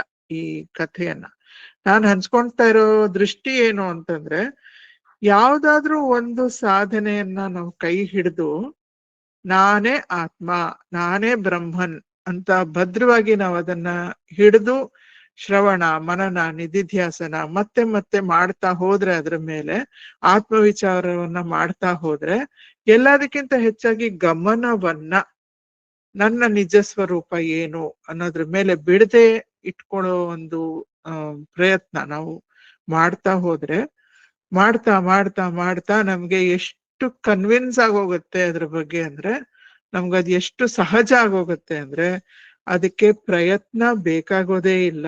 We will get established in the self ಅಂತ ತೋರ್ಸೋದಕ್ಕೋಸ್ಕರ ಈ ಒಂದು ಉದಾಹರಣೆಯನ್ನ ತೆಗೆದುಕೊಂಡಿದ್ದೀನಿ. ಸೊ ಈ ಮೀನಿನ ಕಥೆಗೆ ಮತ್ತೆ ನಾವು ಹಿಂದಕ್ಕೆ ಬಂದ್ರೆ, ಮೀನು ಒಬ್ರಿಂದ ಒಬ್ರಿಗೆ ಹೋಗಿ ಹೋಗಿ ಹೋಗಿ ಏನನ್ನ ಕೇಳ್ತಾ ಇತ್ತು? ಅದು ಆಟ ಆಡಕ್ ಬಾ ಅಂತ ಕೇಳ್ತಿತ್ತು, ಹೌದು. ಆದ್ರೆ ಆ ಮೀನಿಗೆ ಬೇಕಾಗಿದ್ದೇನು? ಅದಕ್ಕೆ ಬೇಕಾಗಿದ್ದು ಇನ್ನೊಬ್ಬರ ಗಮನ ಬೇಕಾಗಿತ್ತು. ನಾವು ಕೂಡ ಗಮನಕ್ಕೋಸ್ಕರನೇ ಎಲ್ಲವನ್ನೂ ಮಾಡ್ತೀವಿ. ನಾವ್ ಹೇಳ್ತೀವಿ ಆನಂದಕ್ಕೋಸ್ಕರ ಮಾಡ್ತಾ ಇದೀವಿ, ನಾನ್ ಸಂತೋಷಕ್ಕೋಸ್ಕರ ಮಾಡ್ತಾ ಇದ್ದೀನಿ, ಕಾಫಿ ಕುಡಿದ್ರೆ ನಂಗೆ ಸಂತೋಷ ಬರುತ್ತೆ, ಯಾವ್ದೋ ಒಂದು ಹೋಗಿ ಒಬ್ರಿಗೆ ಏನೋ ಪಾಠವನ್ನ ಹೇಳ್ಕೊಟ್ರೆ ನನ್ಗೆ ಸಂತೋಷ ಬರುತ್ತೆ, ನನ್ನ ಸ್ನೇಹಿತರ ಜೊತೆ ಕಾಲ ಕಳೆದ್ರೆ ಸಂತೋಷ ಬರುತ್ತೆ. ಆದ್ರೆ ನಿಜ ಏನು ಗೊತ್ತಾ? ನಾನ್ ಪಾಠ ಹೇಳ್ಕೊಡಕ್ ಹೋದ್ರೆ ಆ ಇಡೀ ಅಷ್ಟು ಜನ ವಿದ್ಯಾರ್ಥಿಗಳ ಗಮನ ನನ್ನ ಮೇಲಿರುತ್ತೆ. ಅದ್ರಿಂದ ಅವ್ರು ನನ್ಗೆ ಆ ಗಮನ ಕೊಡೋದ್ರಿಂದ ನನ್ಗೆ ಆನಂದ ಸಿಗ್ತಾ ಇದೆ. ನನ್ ಸ್ನೇಹಿತರ ಜೊತೆ ಹೋಗಿ ನಾನು ಕಾಲ ಕಳೆದಾಗ ಅವರೆಲ್ಲ ನನ್ಗೆ ಗಮನ ಕೊಡ್ತಾ ಇದ್ದಾರೆ. ಆ ಗಮನ ಸಿಕ್ಕಿದ ತಕ್ಷಣ ನನ್ಗೆ I feel good, I feel happy. So ಆ ಗಮನ ನನ್ಗೆ ತುಂಬಾ ಇಂಪಾರ್ಟೆಂಟ್. ಯಾವ್ದೋ ಒಂದ್ ಮದ್ವೆ ಮನೆಗೆ ಹೋಗ್ತೀವಿ, ಅಲ್ಲಿ ಹೋದಾಗ ನಮ್ಮನ್ನ ಯಾರು ಮದ್ವೆ ಕರೆದಿರ್ತಾರೋ ಅವ್ರ ಹತ್ರ ಹೋಗಿ ನಾವ್ ಮಾತಾಡ್ಸಕ್ ಹೋದ್ರೆ ಅವ್ರಿಗೆ ಸಮಯನೇ ಇರಲ್ಲ ಅಂತ ಇಟ್ಕೊಳ್ಳಿ. ಅದು ಸಹಜ ಇರ್ಬೋದು, ಅವ್ರಿಗೆ ಸಮಯ ಇಲ್ದೇ ಇರ್ಬೋದು. ಆದ್ರೆ ಸ್ವಲ್ಪ ಕೂತ್ಕೊಂಡಿರ್ತೀರ, ನಾನು ಆಮೇಲೆ ಬಂದ್ ಮಾತಾಡ್ಸ್ತೀನಿ, ಊಟ ಮಾಡ್ಕೊಂಡು ಹೋಗಿ ಅಂತ ಹೇಳ್ತಾರೆ. ಆಮೇಲೆ ಅವ್ರು ಬಂದ್ ನಮ್ಮನ್ ಮಾತಾಡ್ಸೋದೇ ಇಲ್ಲ. ಪಾಪ ಅವ್ರಿಗೇನೋ 10 ಕೆಲ್ಸ ಇರುತ್ತೆ. ಅವಾಗ ಕೆಲವ್ರಿಗೆ ಅನ್ನಿಸ್ಬೋದು ಮನ್ಸಲ್ಲಿ, ನೋಡಿದ್ಯಾ ನಾನು ವಾರದ ದಿನ ಲೀವ್ ಹಾಕ್ಬಿಟ್ಟು ಹೋಗಿದ್ದೀನಿ ಮದ್ವೆಗೆ, ಒಂದ್ 4 ಸೆಂಟೆನ್ಸ್ ನನ್ ಜೊತೆ ಮಾತಾಡಕ್ ಅವ್ರಿಗೆ ಟೈಮ್ ಇರ್ಲಿಲ್ವಲ್ಲ. ಮಾತೆಲ್ಲ ನಮ್ಗೆ ಇಂಪಾರ್ಟೆಂಟ್. ಏನ್ ಇಂಪಾರ್ಟೆಂಟು? ಅವ್ರ ಗಮನ ಬೇಕಿತ್ತು ನಮ್ಗೆ. ಸೊ ನಾವ್ ಇನ್ನೊಬ್ರಿಗೆ ಗಮನ ಕೊಟ್ರೆ ಅವ್ರಿಗ ಆನಂದ ಆಗತ್ತೆ, ಅವ್ರು ನಮ್ಗೆ ಗಮನ ಕೊಟ್ರೆ ನಮಗ ಆನಂದ ಆಗತ್ತೆ. ಸೊ ಈ ಮೀನ್ ಏನನ್ನ ಹುಡುಕ್ತಾ ಇತ್ತು? ನಿಜವಾಗ್ಲು ಗಮನ ಹುಡುಕ್ತಿತ್ತು. ಅಮ್ಮನ ಗಮನ, ಅಪ್ಪನ ಗಮನ, ಅಥವಾ ಸ್ನೇಹಿತರ ಗಮನ. ನಮ್ಗೆ ಯಾರಾದ್ರೂ ಗಮನ, ಹಿತಕರವಾದಂತ ಗಮನ ಕೊಟ್ಟಾಗ, ಆತ್ಮೀಯತೆಯಿಂದ ಗಮನ ಕೊಟ್ಟಾಗ, ಪ್ರೀತಿಯಿಂದ ಗಮನ ಕೊಟ್ಟಾಗ ತುಂಬಾ ಆನಂದ ಆಗತ್ತೆ ನಮ್ಗೆ, ತುಂಬಾ ಸಂತೋಷ ಆಗತ್ತೆ, ತುಂಬಾ ಹಿತ ಅನ್ಸುತ್ತೆ. ಈ ಗಮನ ಅನ್ನೋದು ಅಷ್ಟು ನಾವು ಜೀವನದಲ್ಲಿ ಎಲ್ಲಾ ಕಡೆ ಹುಡುಕ್ತಿವಿ. ಆದ್ರೆ ಶ್ರೀ ನರಸಿಂಹ ಪ್ರಭುಜಿ ಅವರು ಒಂದು ಉಪನ್ಯಾಸದಲ್ಲಿ ಹೇಳ್ತಾ ಇದ್ರು, ಈ ಗಮನ ನಮಗೆ ನಾವು ಯಾಕೆ ಕೊಟ್ಕೋಬಾರ್ದು? ಅಲ್ಲಿ ಇಲ್ಲಿ ಇಲ್ಲಿ ಅಲ್ಲಿ ಹುಡ್ಕೋದಕ್ ಬದಲು ನಮ್ಮ ಗಮನ ನಮ್ಮೇಲೆ ನಾವೇ ಯಾಕೆ ಇಟ್ಕೋಬಾರ್ದು? ನಮ್ಮೇಲೆ ಅಂತ ಹೇಳಿದ್ರೆ ಯೋಚನೆ ಮೇಲಲ್ಲ, ಭಾವನೆ ಮೇಲಲ್ಲ, ಬುದ್ಧಿ ಮೇಲಲ್ಲ, ಮನಸ್ ಮೇಲಲ್ಲ, ದೇಹದ ಮೇಲಲ್ಲ. ಆದ್ರೆ ನನ್ನ ನಿಜ ಸ್ವರೂಪವಾದಂತ ಆತ್ಮದ ಮೇಲೆ, ಆತ್ಮ ವಿಚಾರದ ಮೂಲಕ, ಸಾಧನೆಯ ಮೂಲಕ, ಶ್ರವಣ ಮನನ ನಿಧಿಧ್ಯಾಸದ ಮೂಲಕ ನಾನು ಆತ್ಮದ ಮೇಲೆ, ನನ್ನ ನಿಜ ಸ್ವರೂಪದ ಮೇಲೆ ನಾನು ಗಮನ ಇಟ್ಕೊಂಡ್ರೆ ಆಗ ಏನಾಗತ್ತೆ? ಬಹಳ ತೃಪ್ತಿ ಆಗತ್ತೆ, ಮೌನ ಇರುತ್ತೆ, ಶಾಂತಿ ಇರುತ್ತೆ, ಪ್ರೀತಿ ಇರುತ್ತೆ. ಬೇರೆ ಕಡೆ ಬೇರೆಯವ್ರ ಗಮನ ನನಗ್ ಕೊಡ್ಬೇಕು ಅನ್ನೋದಿರಲ್ಲ. ನಾನ್ ಯಾರ ಗಮನ ಕೊಡ್ಲಿ? ನಾನ್ ಯಾರಿಗೆ ಸಹಾಯ ಮಾಡ್ಲಿ? ನನ್ನಿಂದ ಏನ್ ಸೇವೆ ಆಗ್ಬೋದು ಪ್ರಪಂಚಕ್ಕೆ ಅಂತ ನಿಸ್ವಾರ್ಥವಾಗಿ, ಮತ್ತೆ ನನ್ಗೆ ಅದರಿಂದ ಏನೋ ಎಕ್ಸ್ಪೆಕ್ಟೇಷನ್ ನನ್ ಫುಲ್ಫಿಲ್ ಆಗ್ಬೇಕು ಅಂತ ಇಲ್ದೇನೆ ನಿಷ್ಕಾಮ ಕರ್ಮ ತನ್ನಷ್ಟಕ್ಕೆ ತಾನೇ ಹೊರಡುತ್ತೆ. ಒಂದ್ ಕಡೆ ಆತ್ಮನೂ ಮೋಕ್ಷಾರ್ಥಮಾಗತ್ತೆ, ಇನ್ನೊಂದ್ ಕಡೆ ಜಗತ್ ಹಿತ ಹೆಚ್ಚಾಗತ್ತೆ. ಆದ್ರೆ ಇದಾಗ್ಬೇಕು ಅಂದ್ರೆ ನನ್ನ ಆತ್ಮದ ಕಡೆಗೆ, ನಿಜ ಸ್ವರೂಪದ ಕಡೆಗೆ ನಾನು ಗಮನವನ್ನ ಹರಿಸ್ಬೇಕು. ಹೊರಗಡೆ ಎಲ್ಲಾ ಕಡೆ ಹಾರಾಡ್ತಾ ಇರೋಂತ ಮನಸ್ಸನ್ನ ಏಕಾಗ್ರತೆಯಿಂದ to collect it into one stream and then turn it inward. ಅಂತರ್ಮುಖಿಯಾಗಿ ಅದನ್ನ ನಾನೇ ಆತ್ಮ ಅಂತ ನಾನು ಒಳಗಡೆ ತಿರುಗಿಸಿ ಹಾಗೆ ಇಟ್ಕೊಡಕ್ಕಾದ್ರೆ ಸಾಧನೆ ಸಮಯದಲ್ಲೂ ಆನಂದ, ಆ ಸಾಧನೆಯ ಮೂಲಕ ಆತ್ಮನಿಷ್ಠತೆ ಬಂದಾಗ ಅಲ್ಲೂ ಆನಂದನೆ. ಸೊ ಈ ಒಂದು ಮೀನಿನಿಂದ ನಾವು ಕಲಿಬಹುದು. ಮೀನು ಹೇಗೆ ಅರ್ಥ ಮಾಡ್ಕೊಂತೋ, ಹೊರಗೂ ನೀರು, ಒಳಗೂ ನೀರು, ನಾನೂ ನೀರು, ನೀನು ನೀರು, ಎಲ್ಲವೂ ಬರೀ ನೀರು ಅಂತ ಅದಕ್ಕೆ ಹೇಗೆ ಅರ್ಥ ಆಯ್ತೋ ಪುಟಾಣಿ ಮೀನ್ಗೆ, ಆ ರೀತಿ ಸದ್ಗುರುಗಳ ಕೃಪೆಯಿಂದ, ಭಗವಂತನ ಕೃಪೆಯಿಂದ ಪ್ರತಿಯೊಬ್ಬರಿಗೂ ನಾನು ಆತ್ಮ, ಹೊರಗೂ ಆತ್ಮ, ಜಗತ್ತು ಈಶ್ವರನ ಸ್ವರೂಪ, ಆತ್ಮದ ಸ್ವರೂಪ ನನ್ನಲ್ಲೂ ಇರುವಂತದ್ದು. ಆತ್ಮನೇ ಸದಾ ಆನಂದ, ಪರಾಶಾಂತಿ, ಎಲ್ಲರೂ ನನ್ನ ಆತ್ಮದ ಸ್ವರೂಪನೇ, ಎಲ್ಲೆಲ್ಲೂ ಬರೀ ಆತ್ಮನೇ ಇರೋದು ಅಂತ ನಮಗೂ ಅದೇ ಅರಿವಿನ ಸ್ಥಿತಿಯಲ್ಲಿ, ಸಹಜ ಸಮಾಧಿಯ ಸ್ಥಿತಿಯಲ್ಲಿ ಇರುವಂತೆ ಆಗ್ಲಿ ಅಂತ ಪ್ರಾರ್ಥನೆ ಮಾಡ್ತಾ ನಮ್ಮೆಲ್ಲರಿಗೂ ಧನ್ಯವಾದಗಳು. ಓಂ ಸದ್ಗುರುದೇವಾಯ ನಮಃ.